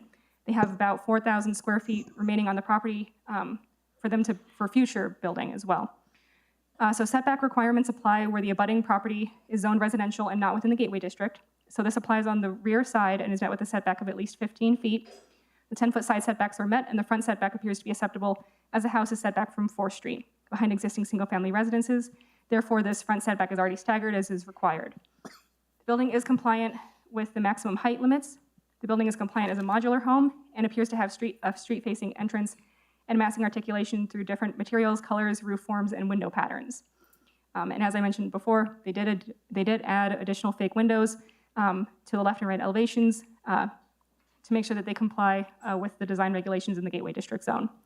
With the revisions, the exterior is compliant with the design regulations, and the design is a ranch style with a single-story bunkhouse exterior. The grading and drainage plan was approved by the village engineer, and a site development plan is required for this property because we require it for any new development, redevelopment, structural changes of 20% or more, or additions of 20% or more. So this requirement applies whether it's a commercial development, a mixed-use development, or a high-density or low-density residential development. So that's why we're here before you tonight. So for compliance with the site development plan application, first, the existing conditions of the site plan are shown. The lot is mostly vacant with a horse corral in the southeast corner. The requirements for the site plan are included in the marked up plat and grading and drainage plan. So no signage is proposed. The exterior lighting is noted in the letter of intent and to be around the building and will comply with the dark skies ordinance. The mailbox is noted to be on 4th Street. And the grading and drainage plan, again, has been reviewed by the village engineer. For roadway standards, there's no proposed roads through the site. So the access to the site will be through an access easement on the north from 4th Street. A traffic impact study is not required. Parking requirements and parking lot design, one space is required per bedroom, and so 5 spaces are required and are met with spaces noted in front of the building.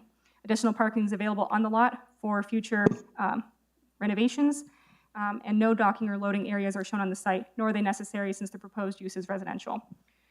The unpaved road standards are shown on the grading and drainage plan, since the driveway may be gravel in the future, though right now it is unpaved dirt, which is not required to comply with the paved or unpaved specifications.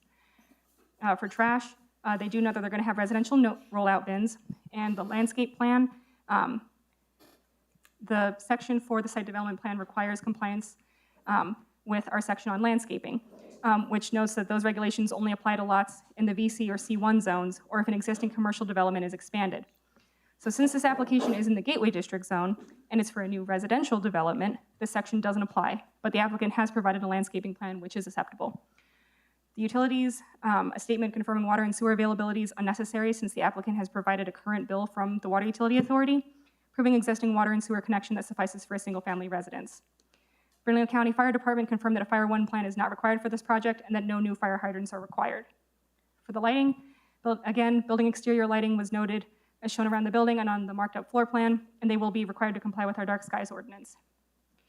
And so for the action required, again, the site development plan preliminary review, the commission recommends to the Board of Trustees approval or denial of the application.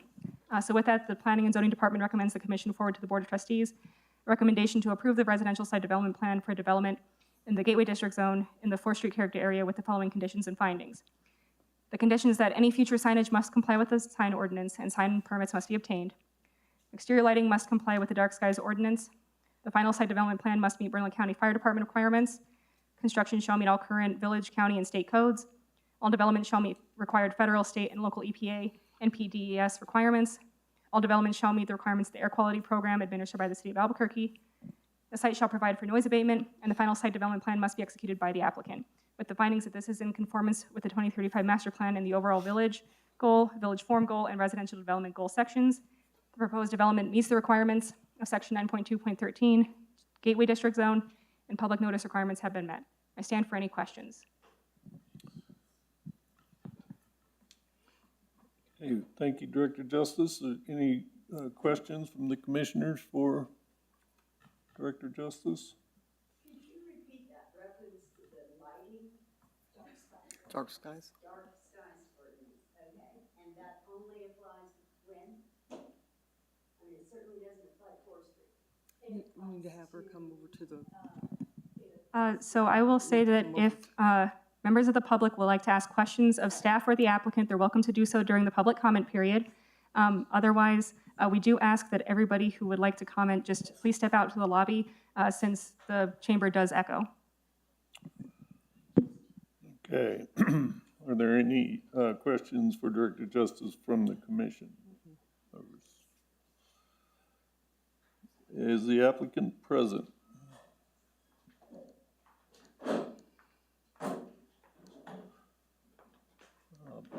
Please come forward and state your name and address for the record. Kevin Archibek, 8404 4th Street. Kevin, would you like to speak about your application? Sure. Good evening, commissioners, Director Justice, and public. I feel like this proposed building kind of meets all the check boxes of all the public comments. Like Director Justice had said, it's on 0.81 acres. The FAR for that is over 7,000. The proposed building is 2,280. The distance between the property line is in excess of 30 feet in all directions. The narrowest portion is 30 feet between the north and the south buildings. As Director Justice mentioned, you know, everything's satisfied and in accordance with the code. And you know, if this proposal would have been in the city of Albuquerque or somewhere else, you know, it would have been a 1-week process, and you know, we're going on 3 months now, and I'm definitely excited to get to the trustees next month. You know, it seems like it's fairly straightforward project. You know, the only hindrance is the location, and that's a requirement to come and do public comment and all those items. And yeah, that's basically it. Like Director Justice said, the only change from the last packet was to add ornamental windows to comply with the 10 feet flat exterior, but that is all. Okay. Thank you, Kevin. Is there anyone present in the audience who would like to speak in favor of the applicant application? Please come forward to the podium and state your full name and address for the record. Yes, ma'am.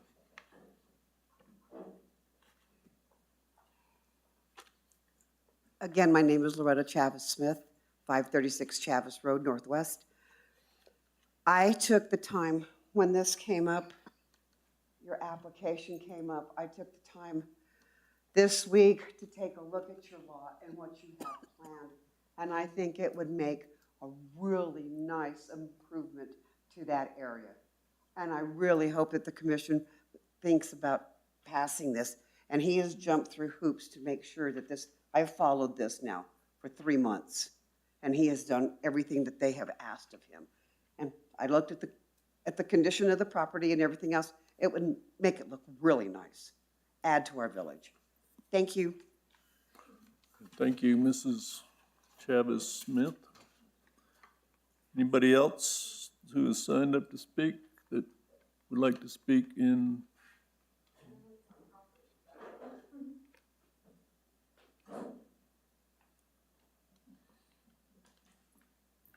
Yolanda Archbeck, 8404. So this was his dad's property and he fought to keep it in the family. He has really gone through a lot to try and preserve it. When his dad passed away, it was up in debate to get rid of it, and he didn't want to. He wanted to preserve keeping it and keeping us in the area. I wasn't a fan of moving in this area because I've always lived in the city and I've grown accustomed to it. It's different. Everyone's speaking about how it's different. It is. It's quieter, it's nicer, so it would mean a lot for us to stay in this area and have a house in this area. So that's all I wanted to add to it. Thank you. All right, thank you. Anybody else in favor? Is there anybody present in the audience who would like to speak in opposition to the application? Hearing none. Yes, ma'am. Camille. Opposition.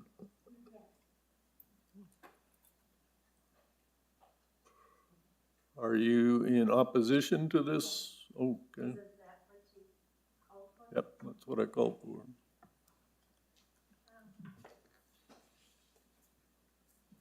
Camille Varus, 427 El Paraíso, Los Ranchos. Before, I could even oppose or support the project, I know I was familiar with the way it was before, a large single agricultural area that was owned by Mr. Meister. And of course, I would support that. But I really want to hopefully, oh, I'm sorry. I thought I turned my phone off.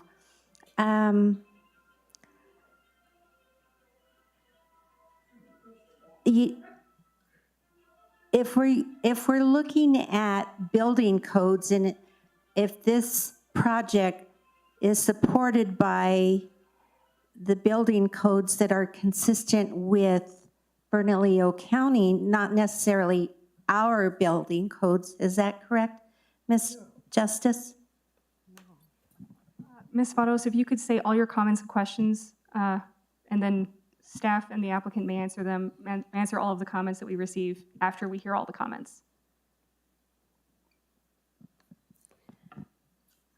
Well, it's really hard for me to make comments then without getting some more information, because it's really not obvious to support this. I want an optional living project, but maybe like Las Casitas that are singular and that would better fit that area without impacting it with elevation and traffic. Camille, do you mind if I interrupt you? Are you speaking on the applicant, Mr. Archibek's single home out on 4th Street, or are you thinking of that we're commenting on the? Well, like I said, it's, I'm against elevation if we would consider, I hate to interrupt, but we are only talking about Mr. Archibek's application. He's for building the a new site plan home the way out it on- is. Out on 4th Street. And that is the only thing we're speaking about at this point. So if I got, maybe I'm confused. but- Oh, maybe I have the wrong, I apologize. All right, well, that makes sense. So anybody else who's speaking in opposition of Mr. Archibek's project? Thanks, Camille. So hearing none, the applicant would like to respond to any of these comments. You certainly can.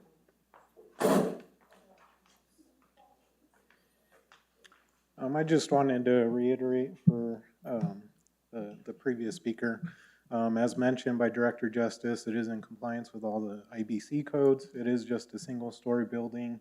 I don't know how a casita would vary from a single-story home, but you know, maybe it's subterranean.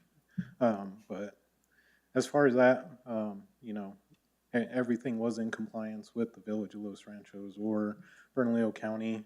They're actually the inspectors that come out for the building inspection, so it's in compliance with both those items. Yeah. Good, thank you, Archibek. Okay, let's see, are there are no other further comments from anyone in opposition.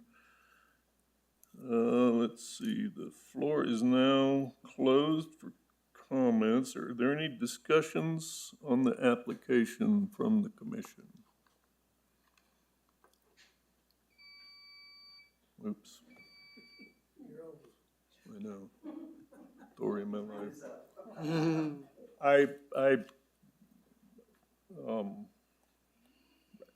I would say though that I saw this application come through, and it seemed like it's a pretty, you know, sounds minor, but on a lot of points it is, and I just think you did a really good job of, you know, playing by the rules, and we appreciate that, because a lot of people just don't even get that far in this process, and so I, for one, appreciate your attention to detail on this and your willingness to come to meeting after meeting and put up with this, and hopefully tomorrow night, or when it gets heard by the Board of Trustees, then you will be able to get your new home built. Anybody else? Any other comments? Okay. Is there a motion? Mr. Chair, I would move recommendation from the Planning and Zoning Commission to the Board of Trustees for approval with the conditions that were stated within the planner's report. Thank you, Commissioner Hellman. Is there a second? I'll second. Commissioner Barrow, second. Is there any discussion on the motion? So, via a roll call vote, Commissioner Christensen? Yes. Commissioner Hellman? Yes. Commissioner Gay, yes. Commissioner Michelson? Yes. Commissioner Barrow? Yes. The motion carried unanimously. Congratulations. Let the record show that public hearing item 4A, the request by Kevin Archibek for a preliminary review and recommendations for a residential site development plan is formally closed. Thanks, everybody. Next is item 4B. Get this back up again. 4B. BB 22-05, request by Mark and Jenny Valencia for a bed and breakfast permit as allowed by section 9.2.25E1 in the A1 zone in the North Rio Grande character area. The property is located at 7620 7628 Rio Grande, 7628-1 Rio Grande Boulevard Northwest, and is legally known as Lot 1, a plat of lots 1 through 4, Casa de los Santos, projected section 20T 11NR3ENMPM, Village of Los Ranchos de Albuquerque, Bernalillo County, New Mexico, is filed in the office of the Bernalillo County Clerk on April 20th, 1994. The property contains 1.2296 acres, more or less. Are there any commissioners who will recuse themselves from this item?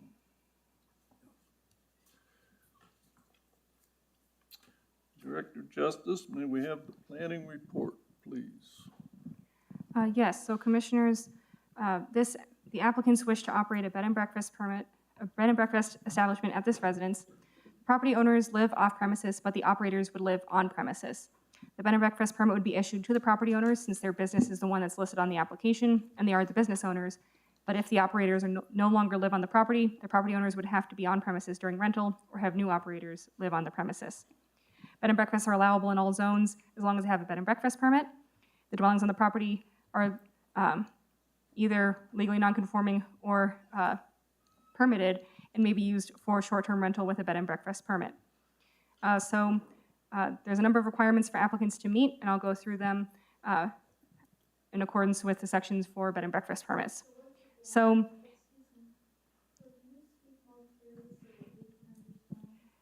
yes, so I'll speak clearly. I'll also say that the commission packet that is before the commission is also available on our website for any member of the public who would like to look through this report as well. So first, a bed and breakfast is an allowable use in this zone, and the property does have access to city water and sewer. And public notice is in accordance with our public notice regulations. The operators are not the property owners, but the property owners would live off premises and the operators would live on premises.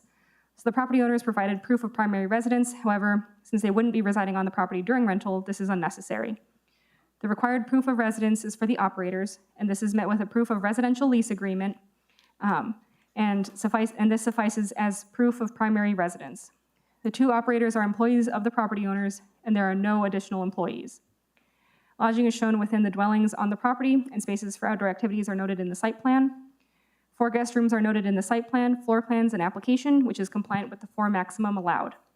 Off-street parking is required with 2 spaces for the property owner or operators and 1 space per bedroom or rental unit. With 4 rooms and 2 spaces for the operators, 6 spaces are required. And this is met with multiple parking lots and a garage, which is able to accommodate up to 20 spaces as noted on the marked up parking plan that the applicant submitted.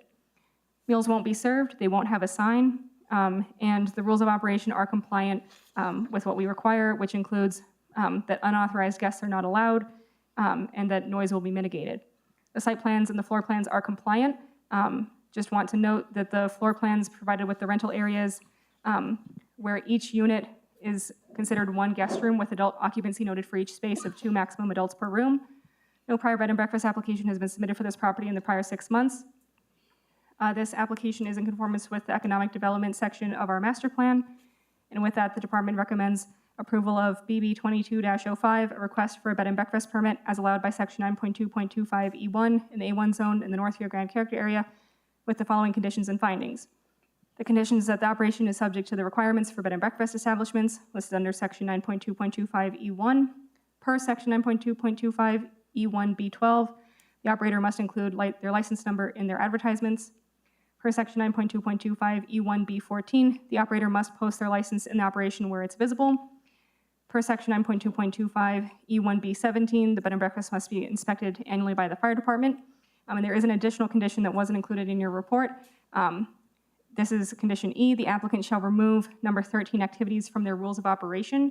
And this is based on public comment that we received that did point this out, that this was additional events that would be proposed with the bed and breakfast that aren't allowed. So we just want to reiterate that that would have to be removed from the rules of operation.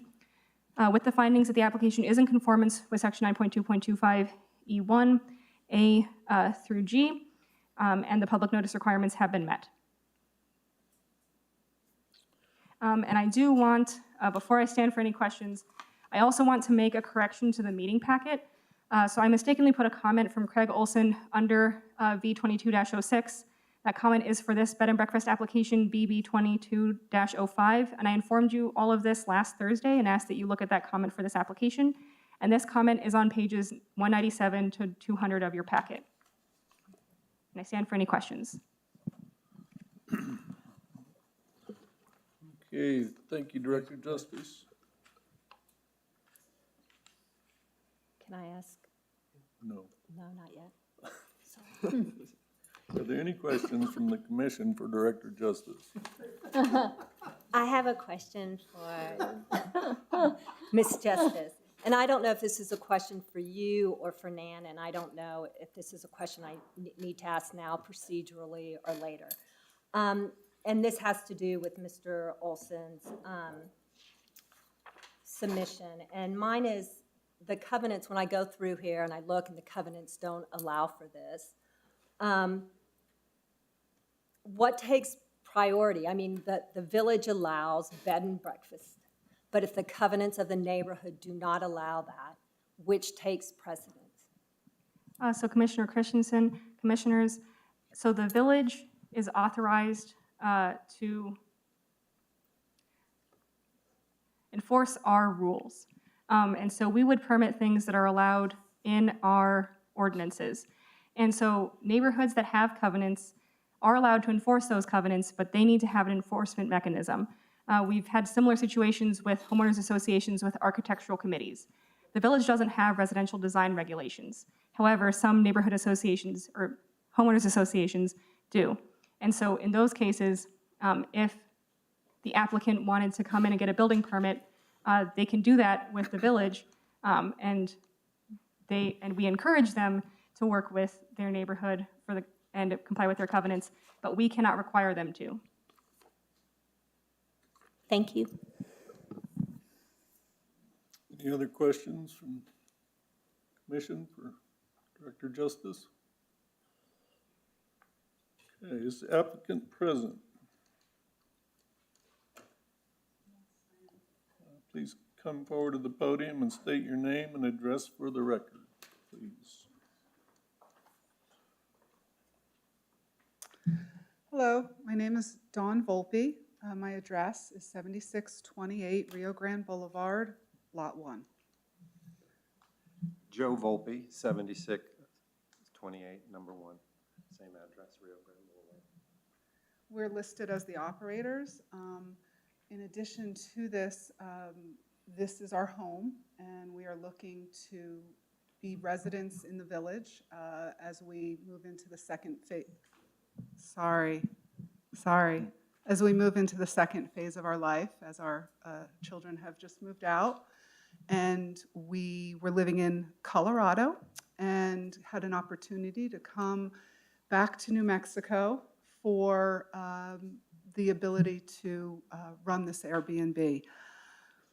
My first experience in New Mexico was living in the East Mountains, and I attended the New Mexico School of Natural Therapeutics and did therapy in the East Mountains for many years.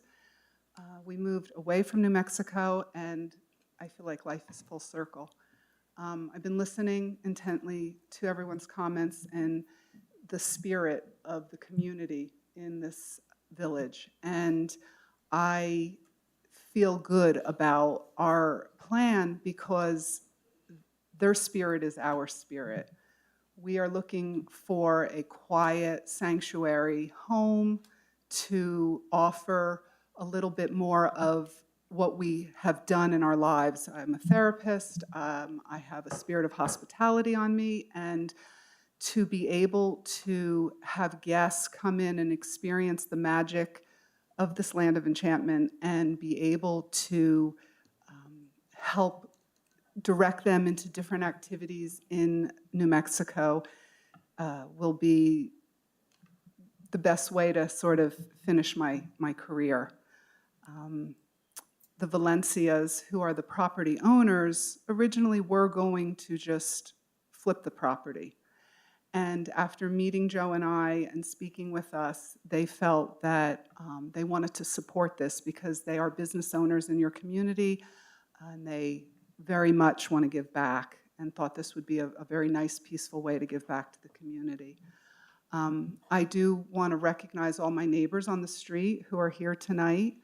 I know that the last few months have been grueling with the trucks and the improvements, the cherry pickers, and all of the construction that have been lending themselves to improving this vacant lot that's not vacant, but the property hasn't been lived in.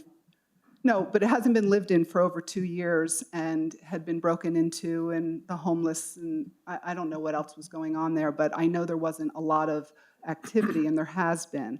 And as we get closer and closer to all the improvements and continue to beautify the property, I trust that that traffic will stop and we will be able to continue the peacefulness that you have all been dealing with, having an empty lot there for so long.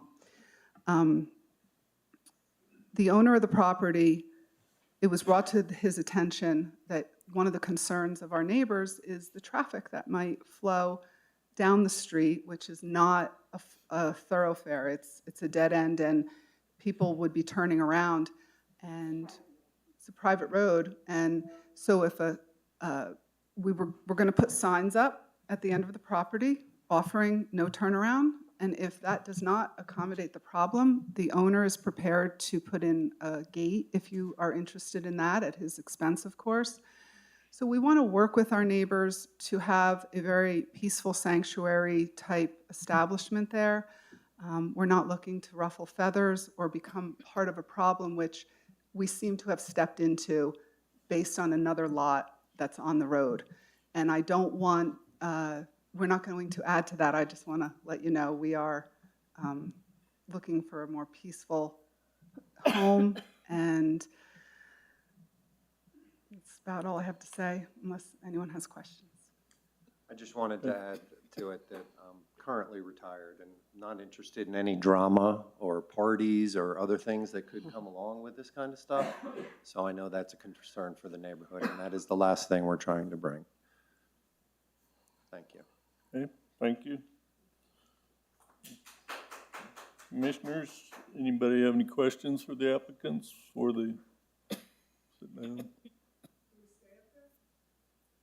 Well, we'll see if there's questions for you. Appears not to.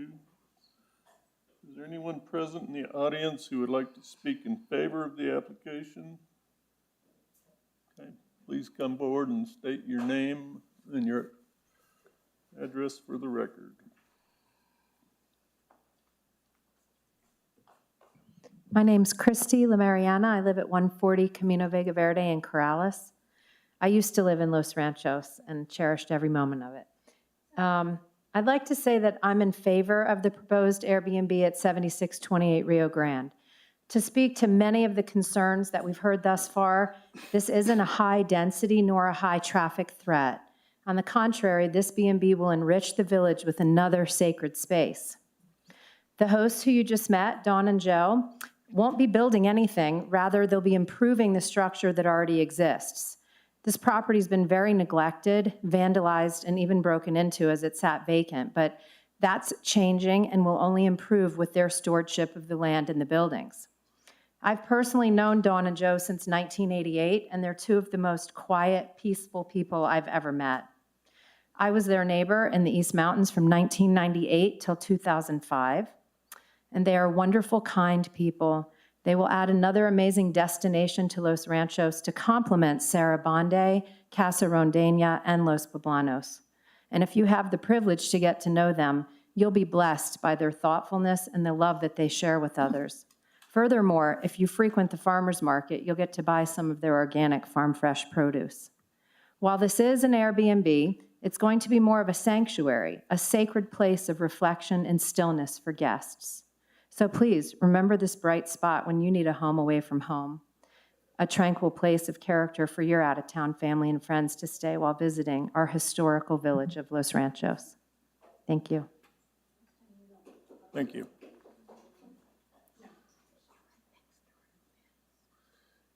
Anybody else in favor of the application? Okay. Is there anyone present in the audience who would like to speak in opposition to the application? If so, please come forward and state your name and address for the record.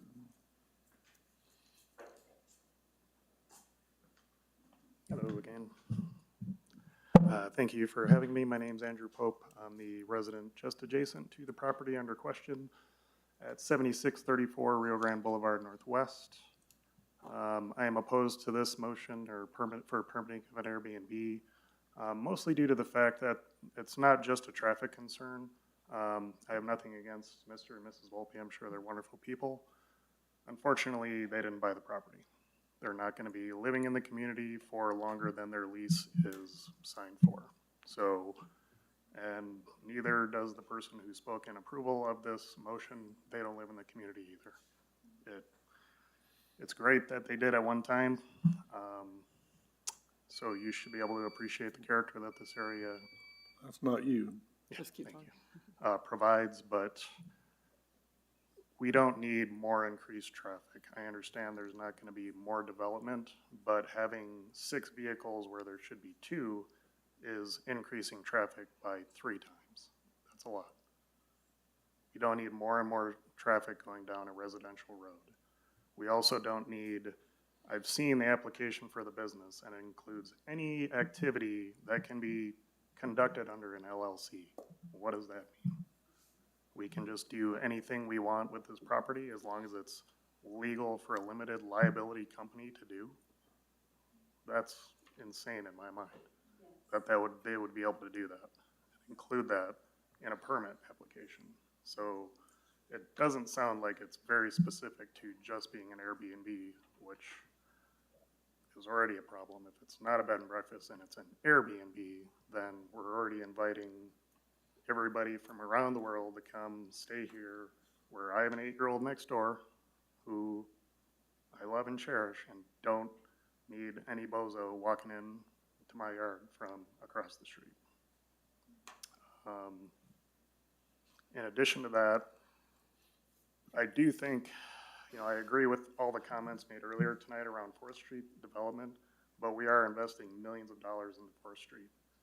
If we're going to do things and do them right, I think that's where we need to have commerce. Rio Grande already has a lot of traffic. It's the most beautiful street in this village, and I'm not taking away from anyone else's beautiful street that they live on. You all have beautiful streets, but I have mine as well. So I think we need to preserve that to some degree, and there's already a lot of traffic on that road. We're probably 30 feet from the road, so we hear all the traffic.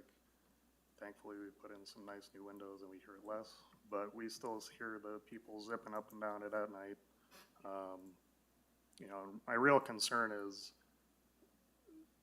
this opens up a can of worms for a lot of other people to be imposed upon in the village that, even if there's 2 units on a property, all of a sudden an Airbnb is going to move in, and we're going to have people living on the property who, may be very well intentioned. I don't hold anything against you folks, but they don't have the same investment in it that the property owner would.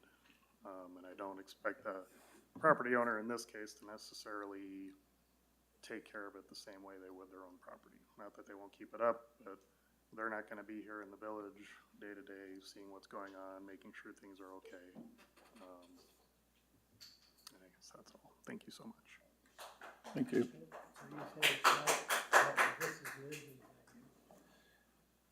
Anybody else?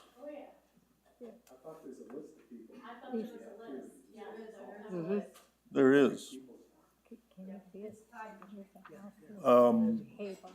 I'm sorry if I didn't get that right. So the list is, I'm not sure what the order is, either in opposition or in. Commissioner Gay, sorry for that. Everybody who is typed there is under in opposition and can be read in the order that they're listed in. Everybody who's in type is in opposition. Everybody who's written in is in. is unknown. Okay, so then we will start with Scott Mavis.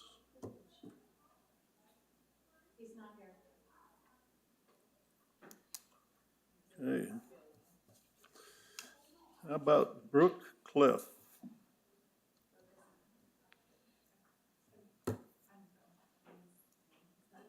Are you Tammy? Okay, you're next. Actually had some questions. I had noticed a couple of things. So, I'm sorry, Tammy Clef, 7628 Rio Grande, Unit 2. I noticed the application was made June 7th by Jen and M. And it's showing that they would be doing a bed and breakfast. However, on May 19th, 22, with the Public Regulations and Commission, there's a business that was applied for this property with the name of Wellness on the Rio Grande. And it shows the same property owner and address. Excuse me, I can't really understand unless you speak into the Okay. So it shows the property owner as the Valencias, as owning that, and it was set up on May 19th of 22, before the application was made here with the village under this Gen NM. When you read what the purpose of the business is in the Public Regulations and Commission, it is showing that it is to be, the company's purpose is to operate a wellness center, comma, bed and breakfast, and engage in any lawful act that the activity of a limited liability company would provide. So my concern is not knowing what that means to the type of person that will be coming in and out. Is it going to be run specifically for people who travel and want to come, like I would think a bed and breakfast would be? Or is it going to be more, I understand there's going to be 2 doctors working there with the names Dr. Joe Dispenza and Dr. Wayne Dwyer also. What? So I would say that that anybody who's speaking during public comment can ask all of their questions, can state all of their comments, and the applicant is welcome to speak and answer any questions or comments at the end of all the comments. Okay.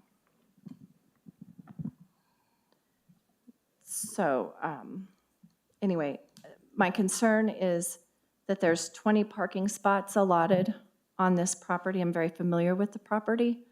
It was originally set for, it's got two car garages right up front. That would be 2 cars for the unit to the right, 2 cars for the unit to the left. And then on the road, they had 2 that would go in what we called the blue door that would lead to the other house, the little tower house.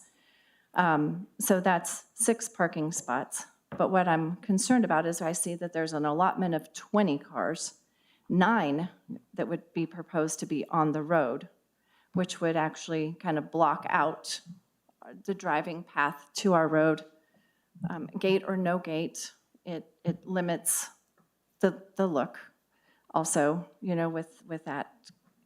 And I'm worried with the concern that they've presented it with 20 parking spots, that should a year come by and there's an issue and there's 20 cars out there, they say, well, we always had it on here. We always said 20 people could be here. So that's just the concern that I have. And that's really what I wanted to bring up. Okay, thank you. Tammy? So are we not going to see Brooke Clef tonight or Scott? He's Okay. sick and not in town. All right. Next is Margaret Hirsch.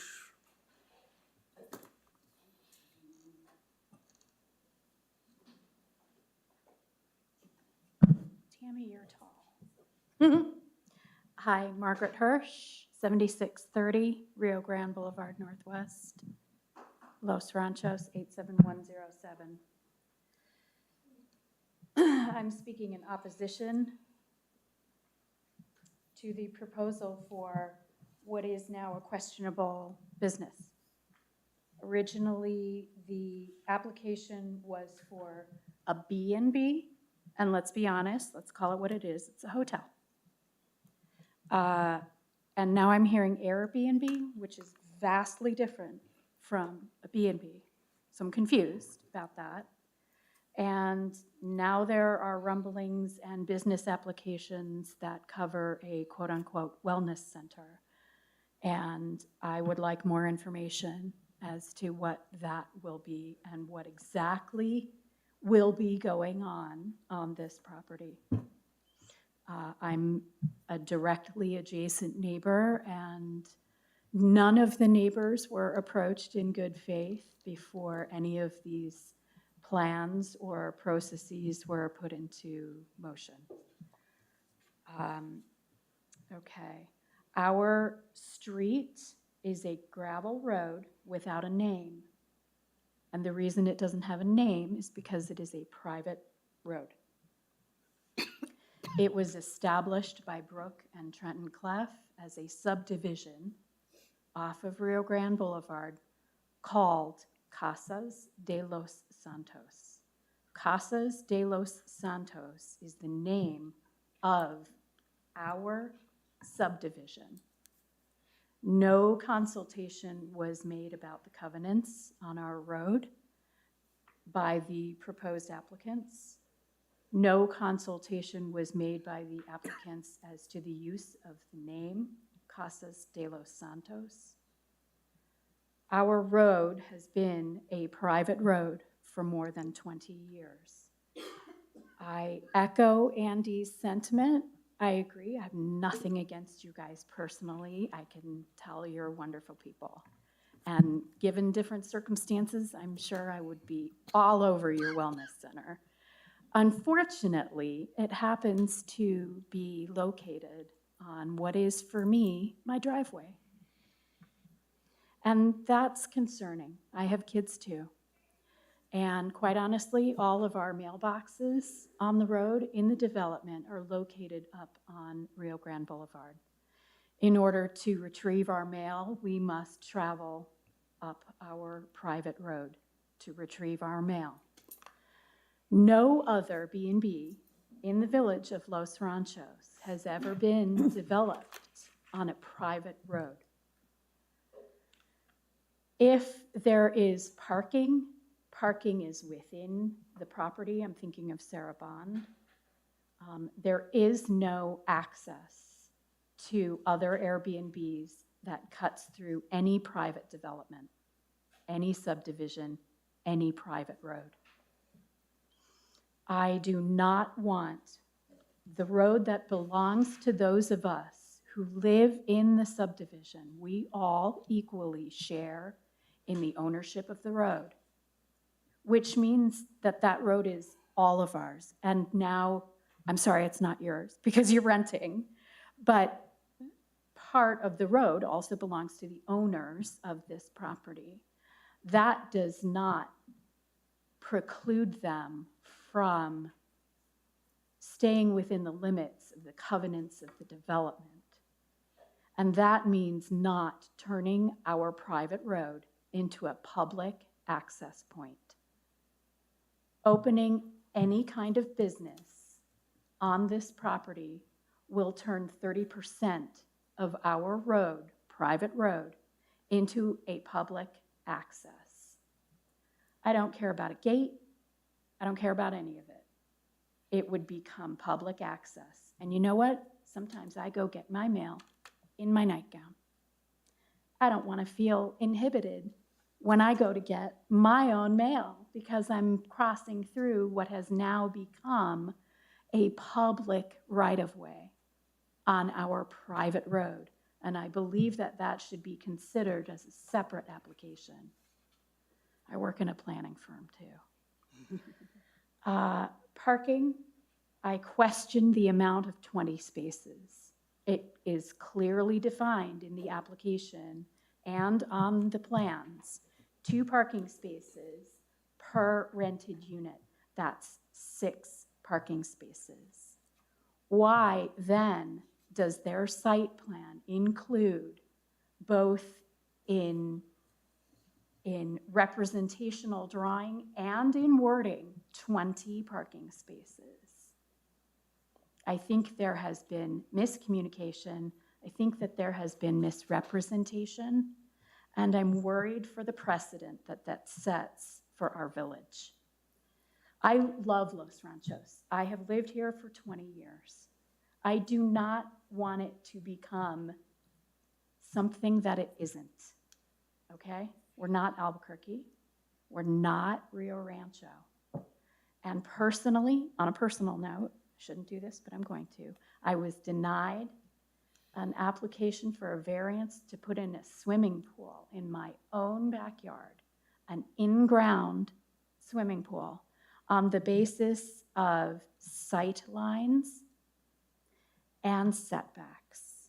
And if we're going to enforce the village ordinances for sight lines and setbacks, we also have to enforce those same precedents for potential multifamily housing,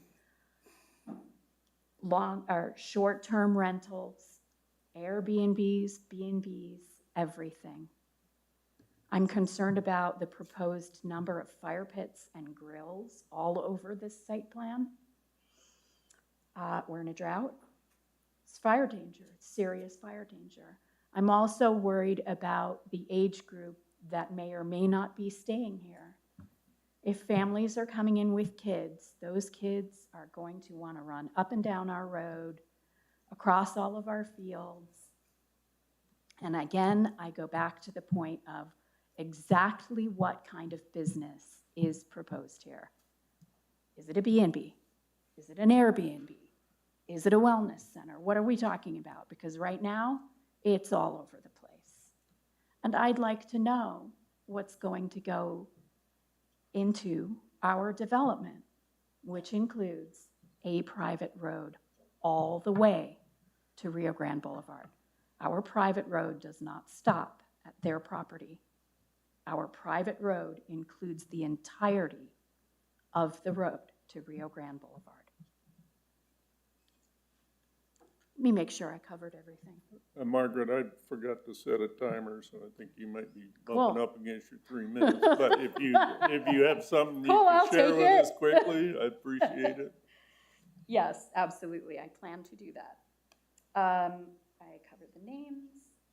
Okay, so the presence of the sign has already drawn more traffic down our private road, and we are all very watchful of one another's properties, and we're out there in a flash when we see unrecognized cars. I know somebody drove down the road and asked where the development is already. I had a car stop in at night, late at night, a couple of weeks ago, across from my house on the road, turn off his engine, turn off his lights, everything, and sat there and watched my house while my daughter and I were at home. And I called the police, and it took them an hour to come. This village does not have the infrastructure. This village does not have the services, the emergency services for more and more businesses. And Rio Grande Boulevard should not be a business-oriented road. There are residences and farms, which is what this village is known for. And the encroachment on our private road of a business is unacceptable. And I urge you with all of my heart and soul to deny this motion and be accountable to the residents of Los Ranchos, please. All right, thanks, Margaret. Craig Olson.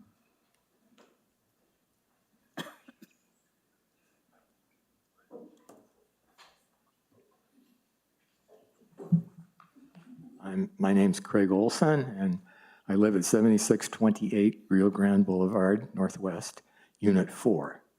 This little development has 4 homes. They're numbered Unit 1, 2, 3, 4.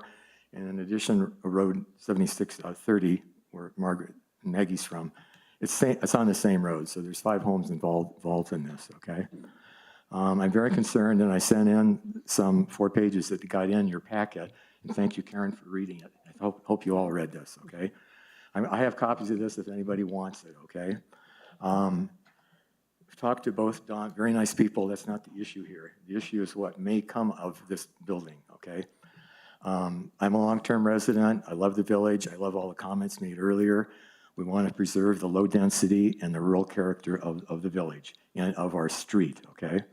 One of the issues we won't get into, but it was already mentioned tonight, there is an issue with Unit 2, not in violation of several of the ordinance of the village.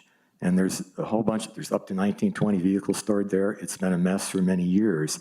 So when this came up, we were very concerned. Now we're going to have another mess if the B&B comes in, and there's all kinds of cars and traffic, more traffic on our private road. So what I did in this, and I'll try to summarize this quickly, the first thing that I want to talk about is the legality of the 4 buildings on Unit 1.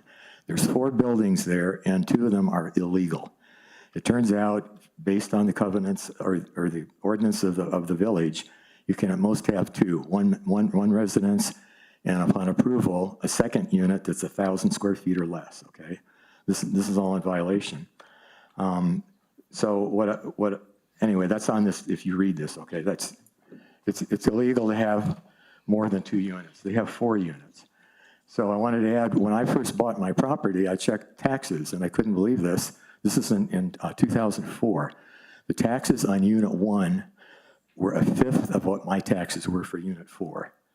I was supposed to pay 5 times what their taxes were, and their buildup is bigger than mine, okay?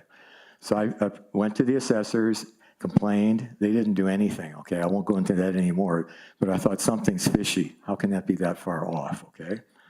So one of the questions I had in this packet, is there any evidence that they actually had building permits for all 4 of these buildings? I've learned this morning that 2 of them do not. They were never permitted. So there's 2 illegal buildings on their property that would be used for the bed and breakfast. The last thing was according to the tax records of Bernalillo County. As of today, if you look at the records, they list the square footage for the improvement and they list the acreage. I couldn't believe this, but the records right now says the primary building on Unit 1 is 2,122 square feet. That's the church building in front, okay? Okay, sorry this took longer, you have this. I had a couple comments on the application. One is regarding the parking. They said they had, I guess I don't have time to do all this. There's a question on the covenants too, if that's being violated. Can you even have this? We'll go into that. But the number of parking spaces, there's 20 parking spaces thrown in there. 5 of those are blocking their garages. I don't know how you'd use them. And then another section, used to be a pool 3 feet high, that's covered with dirt. And they listed as 3 parking spaces between the fence and this, you can't even get in there, okay? So I'm concerned about, you can't even do that. The application under their house rules lists a long list of activities, such as talks, outdoor movie nights, etc. And I've talked to them, I said, those are events, you can't have events. And this gets into what is this property being used for, what do they want it to be used for? Okay, so in summary, just leave my main conclusions. The legality of the 4 buildings is really in question. Only 2 buildings are allowed. How can you approve a B&B when 2 of the buildings that will be used never had building permits issued in the first place? Our concern is that 4 buildings do exist, and since they are used as the basis for the B&B application, all other residents at 7628 and 7630 Rio Grande Boulevard will be stuck with the consequences of the increased density and nuisances associated with the B&B if you approve this. Number 2, there's still this legal question with the covenants. Number 3, we've learned, and you've already heard this several times, that they're planning to have a wellness business, essentially wellness seminars. And I learned this from my other neighbor that it was mentioned there might be up to 20 people in attendance at one of these things. Maybe that's coupled with why they want 20 parking spaces. But I claim that's a violation of the rules for the events. This application is only for a B&B and not for other business purposes. If they want to apply for other things, they would have to do that, and they'd have to be allowed, conditional things that may or may not be approved. So I'm concerned about the congestion. The last thing, which is interesting, my neighbor in Unit 3, Scott, who couldn't be here tonight, surveyed all the B&Bs in the village. He drove around and looked at every one of them. He concluded that if this B is approved, it would be the only B&B in the village that is on a purely residential street, private residential street. So given the seriousness of all these concerns, which should be answered at some point, we believe right now the application should be denied. Okay, thanks, Thank you. Greg.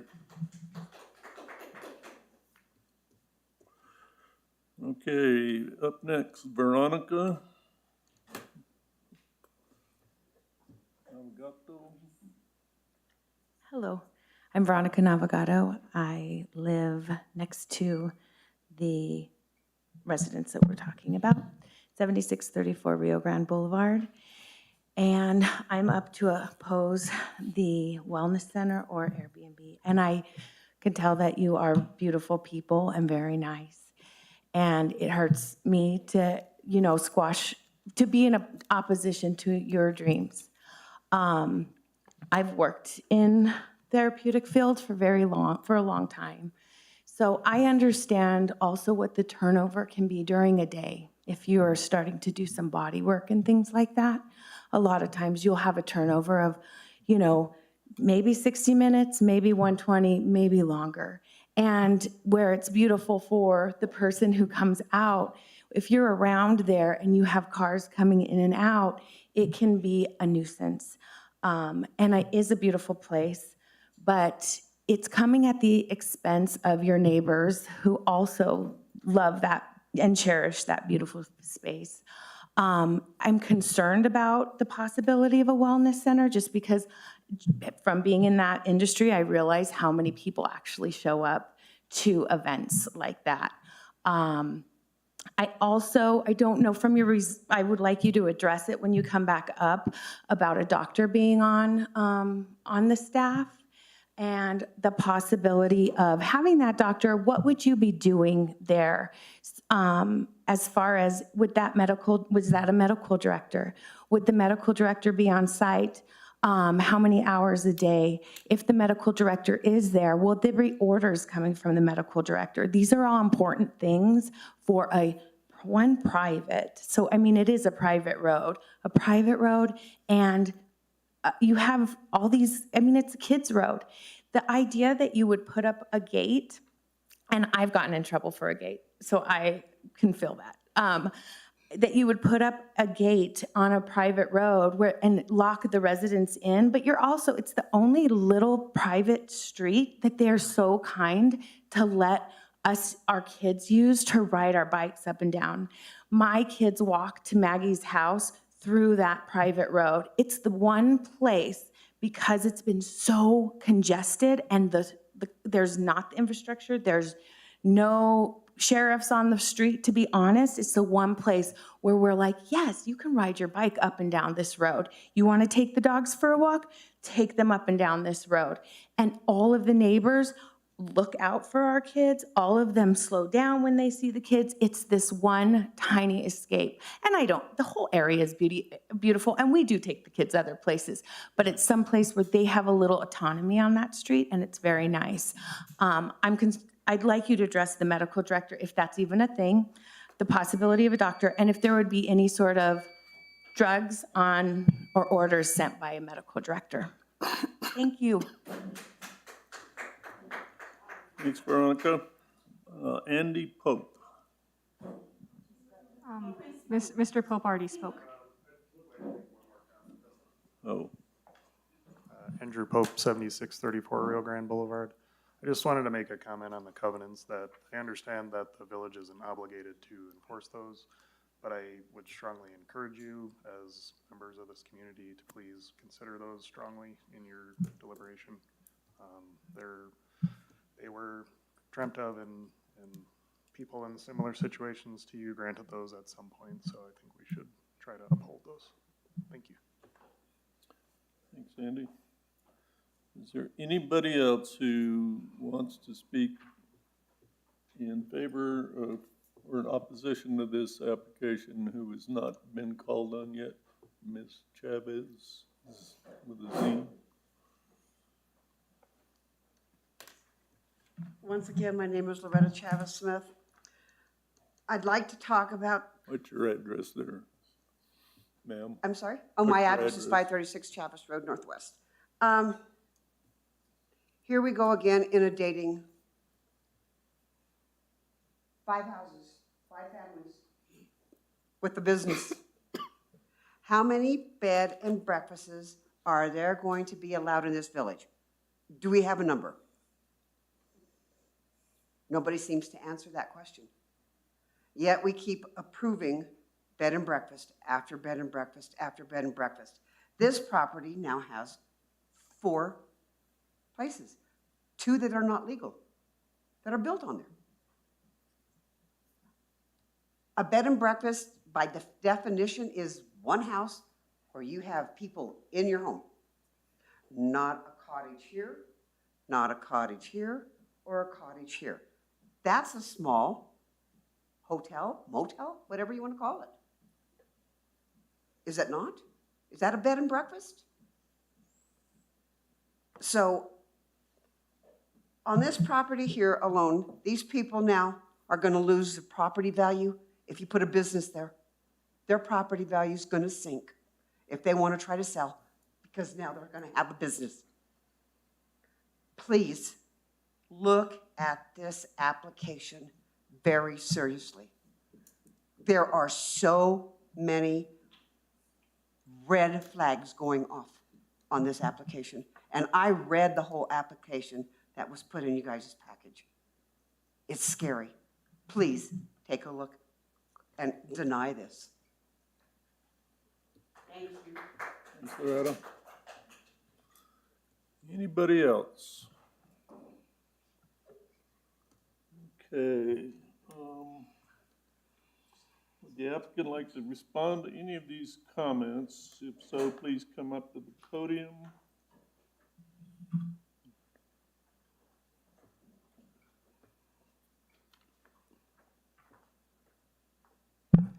So I tried to make notes to address each of your questions, and if I missed one and didn't cover it, please let me know, because I am concerned and I'd like to communicate clearly.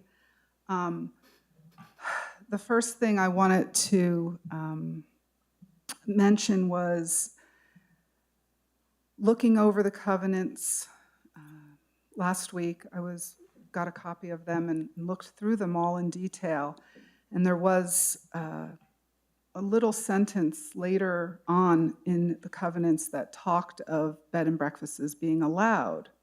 So I'm not sure where the conflict within how the covenants were written, I'm not sure what that means. That's something maybe the community is aware of. So first, Tiffany, I believe you spoke. In May, the Valencias had bought the property and applied for a business application when we were talking about the potential of the property. And so Jenny is a very forward-moving business person, and she applied in that name of the Wellness Center. And this was prior to me combing through all of the village codes, which said that events were not allowed. And so that's when Jenny and Mark kind of switched gears from having it more of a bigger business that was like a wellness center, utilizing the different buildings and having different wellness activities go on. So after speaking with them, we decided to still go forward with the bed and breakfast portion of it, that Joe and I could utilize our professional skill set by having bed and breakfast guests and nurturing and taking care of them while they were on site. Kind of jumping forward to the question about a medical director. So some of that perhaps was in place, and I'm not sure where those two doctors' names, Dr. Dispenza and Dr. Dyer, came I'm not sure where that came from. I don't know if Jenny erroneously used those names in her original application. Those are professionals that I'm not associated with, but I have studied from for many years. They have been, they're very popular. You can look them up. So they're not associated with us personally. And I think that when we changed the direction of the bed and breakfast and the property, that from a bigger scope and realizing what all the rules were, we continue to try to comply with all of the rules and make sure that we weren't in violation, because the last thing we want to do is upset our neighbors. Can you let her just finish, please? So I do believe in the very, very beginning, Mark Valencia had, and he builds homes, and this was going to be a home that they were going to just fix up and flip.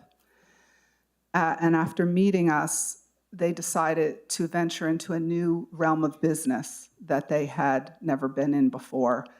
And so I apologize for not being more forward in my approach and coming to you guys and talking to you, but I didn't know, I actually didn't realize how it was even part of a covenant. I've been researching sort of as I go instead of all in the beginning, and I'm learning as I go. So I apologize that the Valencias didn't ask this of you. I do know that they have many properties that are well-maintained and are the nicest on their in the different neighborhoods. They only live 2 miles from here. So they're very hands-on owners. I addressed this later on, but the question about us only being there a year, our plan, we left Colorado, we were residents there, and we're thinking we were going to stay there forever. Our children are still up there. But when this opportunity presented itself, we spoke with the Valencias and we said, our intention is to die here. I mean, this is our forever home. The reason for the 1-year lease was part of the application requirement because the Valencias aren't living on the property. We then had to produce a lease. And so they produced the lease in order to fulfill the requirement. We have no intention of moving from the area. If the bed and breakfast does not work out and the Valencias decide to sell the property, then we would have to move, or perhaps we may be able to buy the property from them moving forward. So again, to address the potential medical and the wellness center, we've scaled it back largely to just the bed and breakfast. The parking spaces that we put on the application, I thought I was advised to list all potential parking spaces that are available on the property. That does not indicate that they will all be filled all the time. So again, I was told to put down every possible parking space, put every little thing that's on the property, because they need that for the planning and approval process. So that's why it's listed at 20, and I can see how that could be alarming. The Valencias have spared no expense to improve the property, and they will continue to do that. So there won't be a lag of, well, it's being taken care of now, but what will it look like in the future? The private road, I recognize it's your private road. The business or the property itself sits next to Liz Sanchez Stables, a very established business, and we are right next door on Rio Grande. And so we were hoping that it would not increase road traffic down your street. I understand if you don't want a gate, but we are willing to do that if that's something that will help. There's also enough parking within the gates of the community, of the complex, for any Airbnb guests that we would have. There's enough parking within, so if parking on the road is an issue. Originally, the Valencias actually even considered moving to this property because they have a big family. They have both of their in-laws live with them on their property and their children. And if they all did move onto this property and lived in all these buildings, there would be at least 8 cars by the owners themselves, not to mention their friends and family, which has nothing to do with bed and breakfast codes. So I don't believe that the traffic that we will be bringing in will increase it any more than that if a family was living there and utilizing these buildings. Excuse me, I'm sorry. Is the 3-minute? I was just trying to address all your things. 3 minutes is only for, yeah, I believe that's the case. So you brought up a concern about gas lines and fire pits that were on the application. There was one gas line put in for a controlled fire pit on the back of the South Casita, and we will have a normal grill on our porch that has propane. And so there will not be fire pits all over the property. We will be screening any guests very thoroughly who are coming because this is our home. And we walk around in our nightgowns too on the property, and we don't want strangers. And we have a very, we're not going to be going through Airbnb. This is going to be more of a wellness, nurturing bed and breakfast. So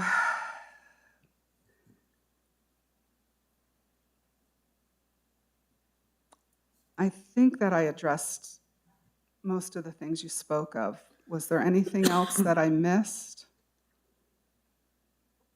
I have a question. Please. The doctors being on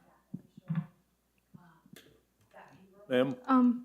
So we if we could hold on have for a second? everybody, so if the applicant is done answering questions but is inviting for more questions, we need everybody who wants to ask the questions to speak into the microphone so that we can make sure that it's in the record. Thank you. Veronica Navigator, 7634 Rio Grande. I have a question about those doctors being on there, and I think that it lends credence to kind of what we're talking about. So the 20 parking spots, the gate at the private road, all of that stuff is kind of, it's not transparent. The way so I mean, just because I deal with medical directors, putting a doctor's name on a piece of paper that goes someplace that's not a way, that's really not good. But I think it leads credence to the fact that, yes, they said, put down every parking spot. And you, in good faith, were like, of course I'll put down every parking spot. But on paper, that is every parking spot that later, when we're like, why are there 20 cars? They're like, well, because we have 20 cars, and it's on the paperwork. So the extra gas stuff, the fact that an MD is on the paperwork too, all of that stuff, those are problematic. And I feel like they are new to that industry. And so, like so many people, they're like, we're going to do a wellness center and it's going to be great. And we're going to do this. And you know how difficult and how it's a labor of love. But you're not the owner of the property. And I know that you say that you want to stay there. But the employers, your employers, have worked in a way that feels very not transparent. So I don't know how long you'll be there. Because I don't know if somebody who does that kind of stuff is somebody that you long-term will want to be working under. But so I just find the lack of transparency, it's hard for me to say, oh yeah, you're on a private road, it's a business that's not supposed to be there. Los Ranchos were having a problem with just being inundated with businesses, and it's just not gonna, I don't think it's gonna work the way that you think it's gonna work. And they should have been here to actually, that's another red flag. They should, if they are this property owner that is so involved, why are they not here? Why did they send you up here when you actually don't have the ownership of the property? And that's, to me, there are just a lot of red flags. And I also you working so hard for somebody that might not be in it the way you're in it is troublesome. Okay, thank you, Veronica.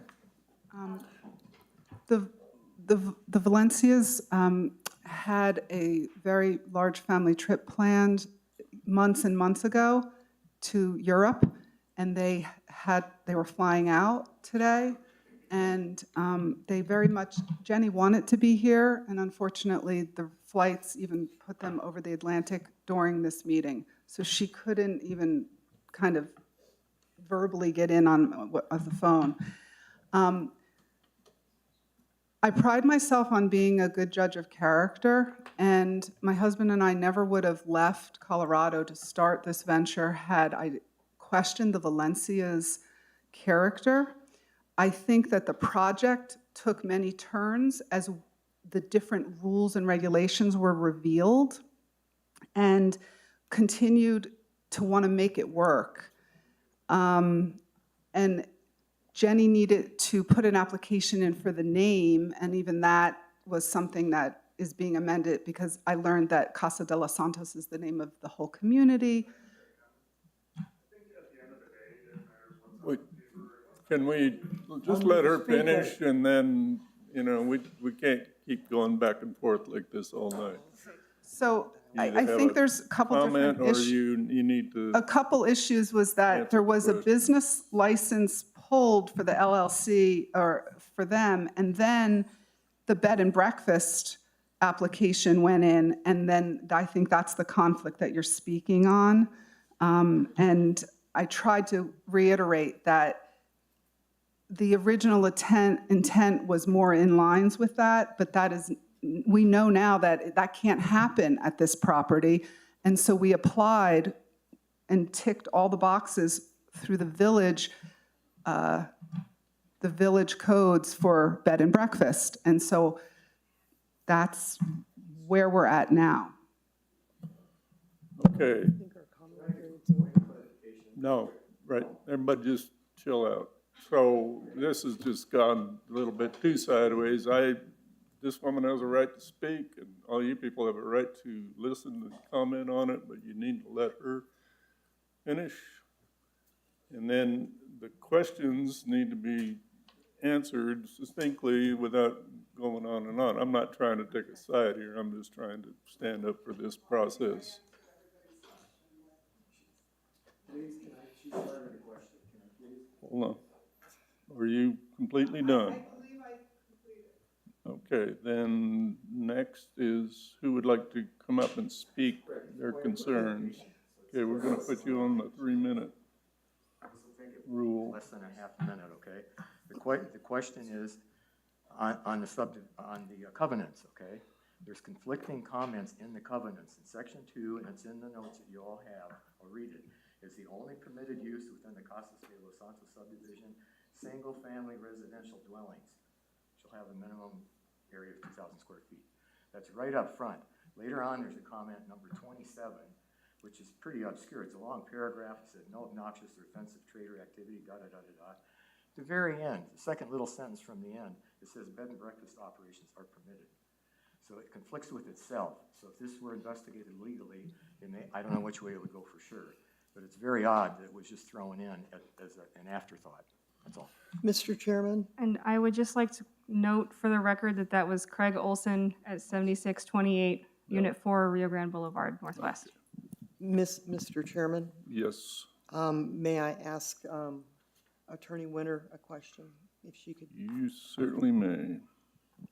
Can you please confirm, at least I believe it's true, that the village cannot, we have no jurisdiction over any other group's covenants, nor did we ever approve them. We may have reviewed to see if they were within our guidelines, but we would not have approved them, and nor can we enforce them.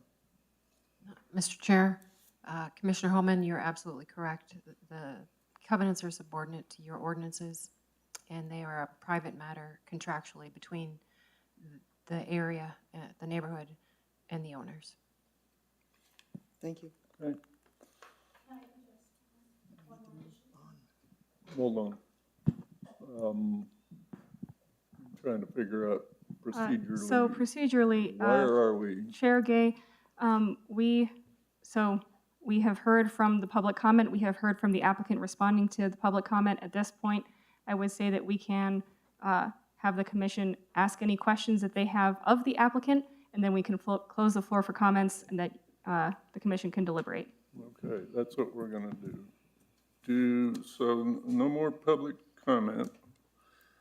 Do any commissioners have questions for the applicant at this point?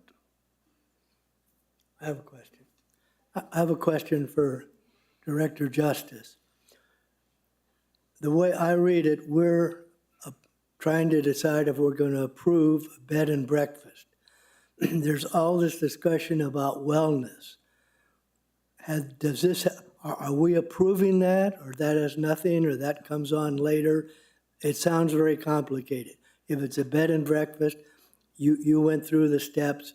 It met this, it met this, it met that. But then most of the conversation has been on the wellness. Can they run a business there? So Commissioner Michelson, commissioners, the bed and breakfast permit would be for operation of a bed and breakfast establishment, which is for lodging. And we have language in our ordinances that prohibit events and unauthorized guests related to that. So this application would not be for a wellness center. If the applicant were discovered operating a wellness center as a bed and breakfast, then that would be in violation of their bed and breakfast permit.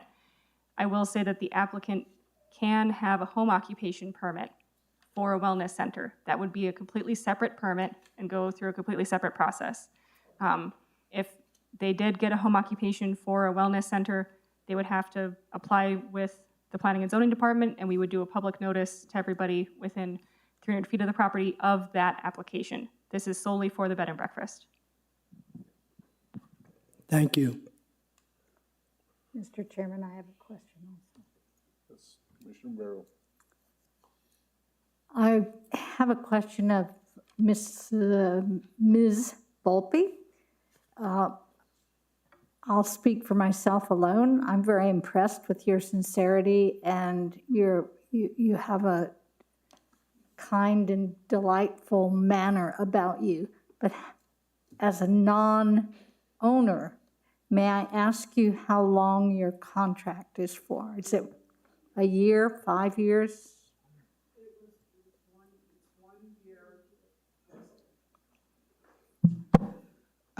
We decided to give it a go for 1 year and see if it was a viable business for the Valencias. And our intention, though, is to make it successful. So it is in that we don't have to move. Our intention eventually is to own the property. However, the Valencias are the owners of it at this time. Thank you. Any other questions, commissioners? Mr. Chairman, I have another question for Director Justice. In the event that this body chooses to deny this request, how soon could it be re-requested? Is it the 6 month? Yes, so Commissioner Homan, commissioners, it is 6 months from date of final action. So 6 months, if it was denied today, they could reapply for a bed and breakfast permit.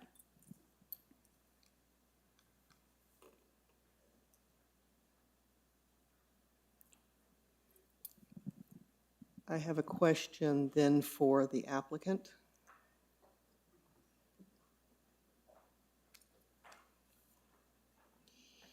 So this is in an effort to just try to mine possible solutions to the problem we have before us today. Just as a thought, obviously the neighbors have stated that they feel that they were left out in the planning stage and there was a lack of communication. Now, not to say that any of it can be worked out at all, but should there be an opportunity to, would you at all entertain the motion of withdrawing your application at this time, trying to work it out for the next month or whatever the solution may be with those neighbors, and then reapproaching the village with an application. You've heard already that there's a lot of opposition. Yes, and I respect that. Certainly, I don't know how their concerns can be addressed unless we see what type of operation this is going to impact on them.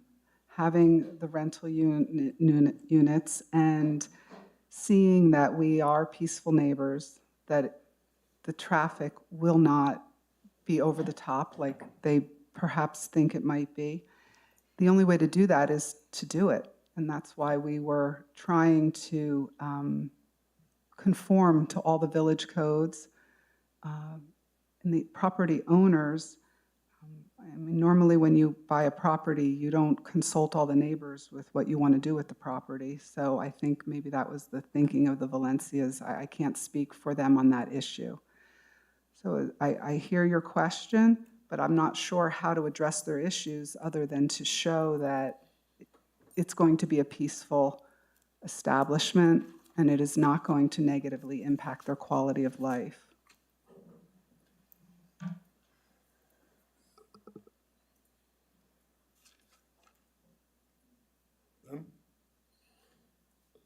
The floor has been closed to comments, so I'm sorry, but we're not taking any more comment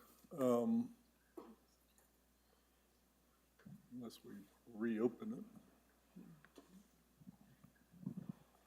Oh, it's been done. Let's see, is there any other questions, Commissioner Christensen? I have some questions. And, well, actually, I'm not sure. They were not questions of the applicant, so I'll hold on till we get to our portion of it, their observations. So. Any more questions from the commission to the applicant? No. Oh, so we're going to close that.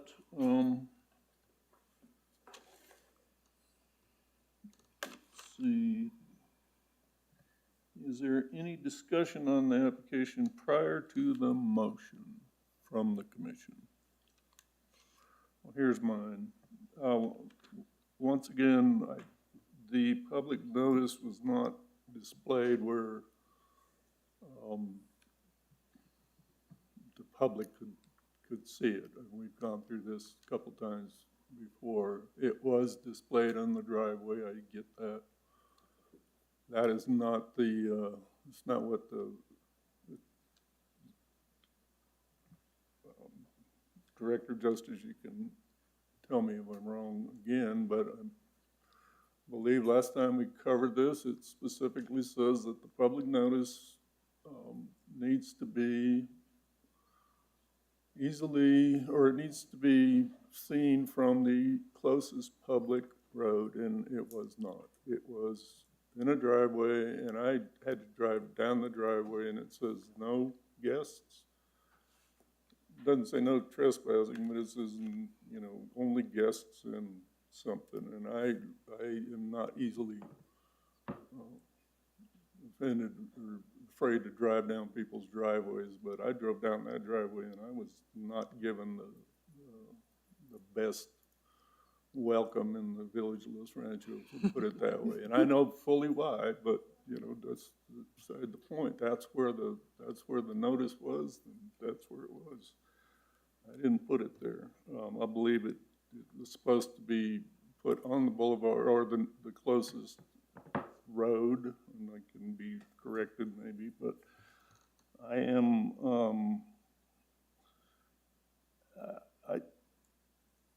I don't know if there's even a mechanism in what we're going through here, but how you can open a business on a private driveway that has shared ownership would be beyond me. I know that's a legal question, and maybe you do it and you sue your neighbors or whatever, but it doesn't make any sense to me that this would be a reasonable thing to approve without input from the other property owners on that driveway. So for those two reasons alone, I am inclined to not support this application. I don't think that Commissioner Holman's suggestion was, maybe there is some ground that people can find. I don't know. It's not up to us to find that ground. All we're supposed to do is interpret the rules, and I can tell you that one rule was not accurately complied to, in my opinion, and the other one was just a common sense of allowing a business to start up on a road or a private drive that you don't own. So those are my two concerns. I don't know, Tiffany, am I out of bounds about my statement about the public notice poster being put? So Commissioner Gay, you're still welcome to believe that it should be on Rio Grande Boulevard. We say that it needs to be adjacent to a roadway. It doesn't matter whether it's public or private. And so if they choose to put it adjacent to the private roadway, they're welcome to do that.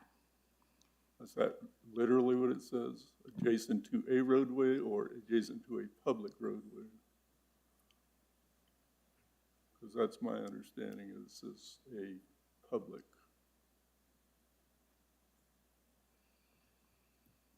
If you could give me a minute to just look up the section of the code, I'll tried get you an looking answer. it up and I couldn't, my phone's too small, but, so I'm gonna make you do it. So we can move on to other concerns or comments from commissioners while this point is being answered. Okay. JT? I don't have any questions. I asked mine. Me too. Aaron? No. Okay. No comments. Before we ask for a motion, I guess I gotta wait until she finishes. So yes, so according to this section of the code, for 9.2.25F, public notice regulations, 2 commission approvals, it says that under D, the applicant shall post and maintain one or more signs describing the proposed request on the subject property at a location designated by the director. And in my public notice requirements for all of our public hearing applications, I do say that they need to be parallel to the street. It doesn't specify public or private. Okay. That's not a street, it's a driveway, so I guess that is accurate. Okay, well, is there a motion? Do I hear a motion? Mr. Chairman, I would move denial of this application. I'll second that one.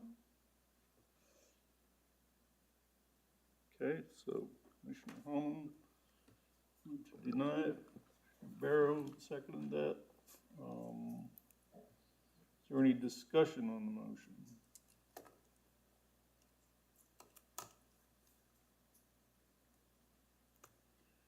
Hearing none.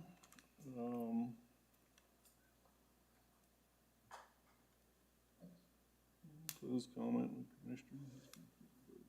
So am I gonna call for a vote on that? Yes. Roll call vote on that. Commissioner Christensen? Deny. So we're gonna call deny as a yes. Oh, sorry. Commissioner Holman? Yes. Yes. Commissioner Gay, yes. Commissioner Michelson? No. Commissioner Barrow? Yes on the motion. Okay. Motion carries 4-0.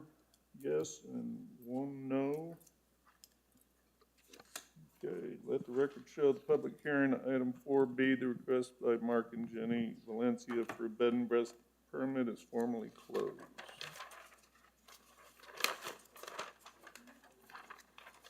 So,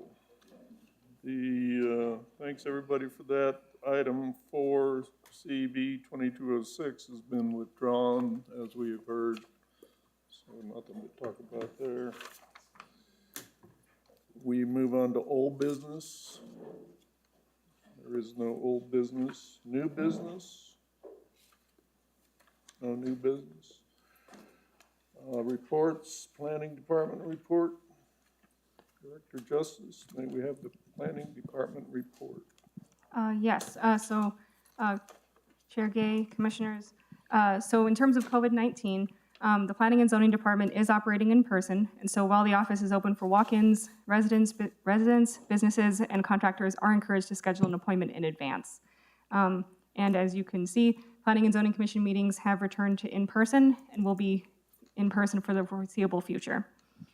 So in general, Michelle Austin, our Planning and Zoning Administrative Assistant, is processing day-to-day permit applications, handling the commission meeting minutes, and assembling the agenda and meeting packet. She's also processing commercial and home-based business applications and answering general inquiries. Thomas Sanchez, our code enforcement officer, is patrolling the village and is working with property owners to bring their properties into compliance. He's writing first, second, and final notice letters of violation for various properties, and he's responding to complaints for various issues. This month, he's focusing on a few dark skies ordinance violations. I am resigning as the Planning and Zoning Director effective July 29th. I've thoroughly enjoyed working for the village for the past 5 years and in this capacity for the past 2.5. I believe we've accomplished a lot during this time, and I thank you all tremendously for volunteering your time to be on the Planning and Zoning Commission. And the Planning and Zoning Commission meeting for August is canceled as a result of this. We want to give some time for the new person to get up to speed before we just throw them into the middle of a meeting. So the applications that are submitted for the August agenda will be first heard on the September agenda. So they'll be heard before anything else that's submitted for September. I stand for any questions. Questions? Comment? Director Justice, it's been a pleasure working with you in the short time I've been here on this commission, but in my previous role as trustee and of course just a general village resident. Thank you for your service. Thank you. Same here. I sent Tiffany an email the other day, and I said, I know we don't always agree on everything, but we do agree on a lot of things, and I do believe that she's done a good job for the village. It's a tough gig, and it's not for the faint at heart. So I really appreciate all you've done for us, and I, for one, am going to miss you. I'd also like to say thank you very much, Director Justice, for your time, particularly your work on the master plan, the 2035, the time that you spent on that, as well as making each of your presentations at this planning and zoning meeting factual, in-depth, so that we can either read that or we can go to the zoning and see if you've made a mistake. I haven't done it in depth, but I don't think you've made a mistake. Thank you. And I'd like to say, when I was invited to be on this commission, I met with the director twice, and I would not have accepted to be on it if there weren't such a highly qualified staff person doing my thinking for me. Thank you. Thank you, Commissioners. I appreciate your comments, and I appreciate you all for being on the commission. I truly do. Thanks, Tiffany.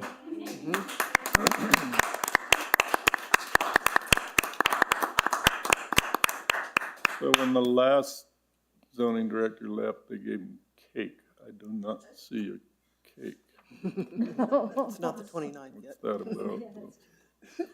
Yeah, that's true. She's not gone yet. They'd have thrown it at us. You would throw it at me. Tonight, yeah. So are there any commissioners' informal discussion of any reports or information that any of the commissioners would like to share. Then we Yes. move. I'm sorry. Oh, you have another one? Is it about Tiffany?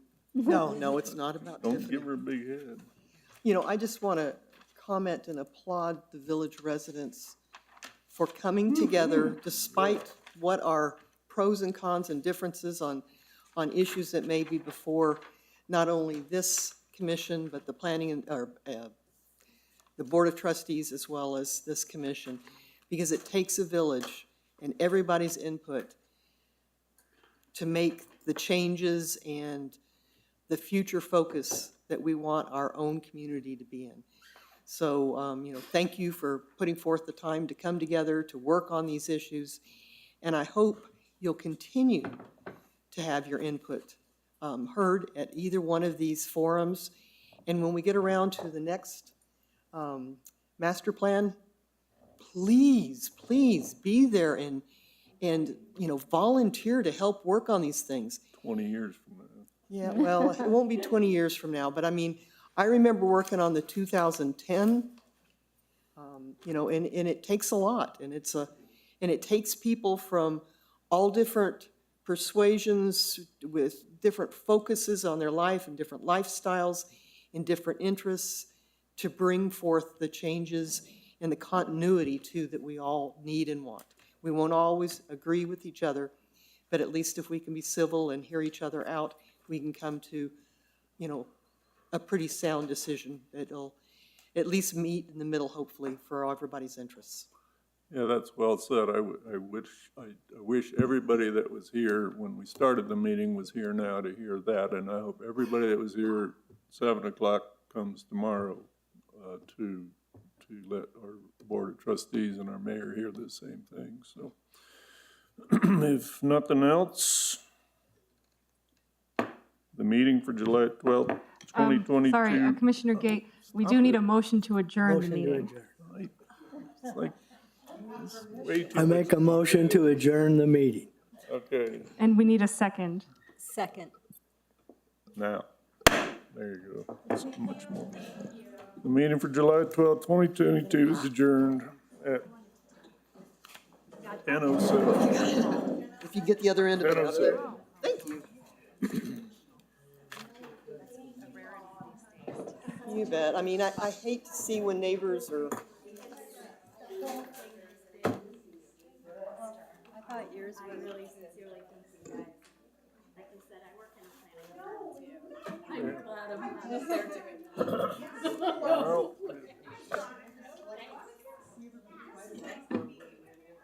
This is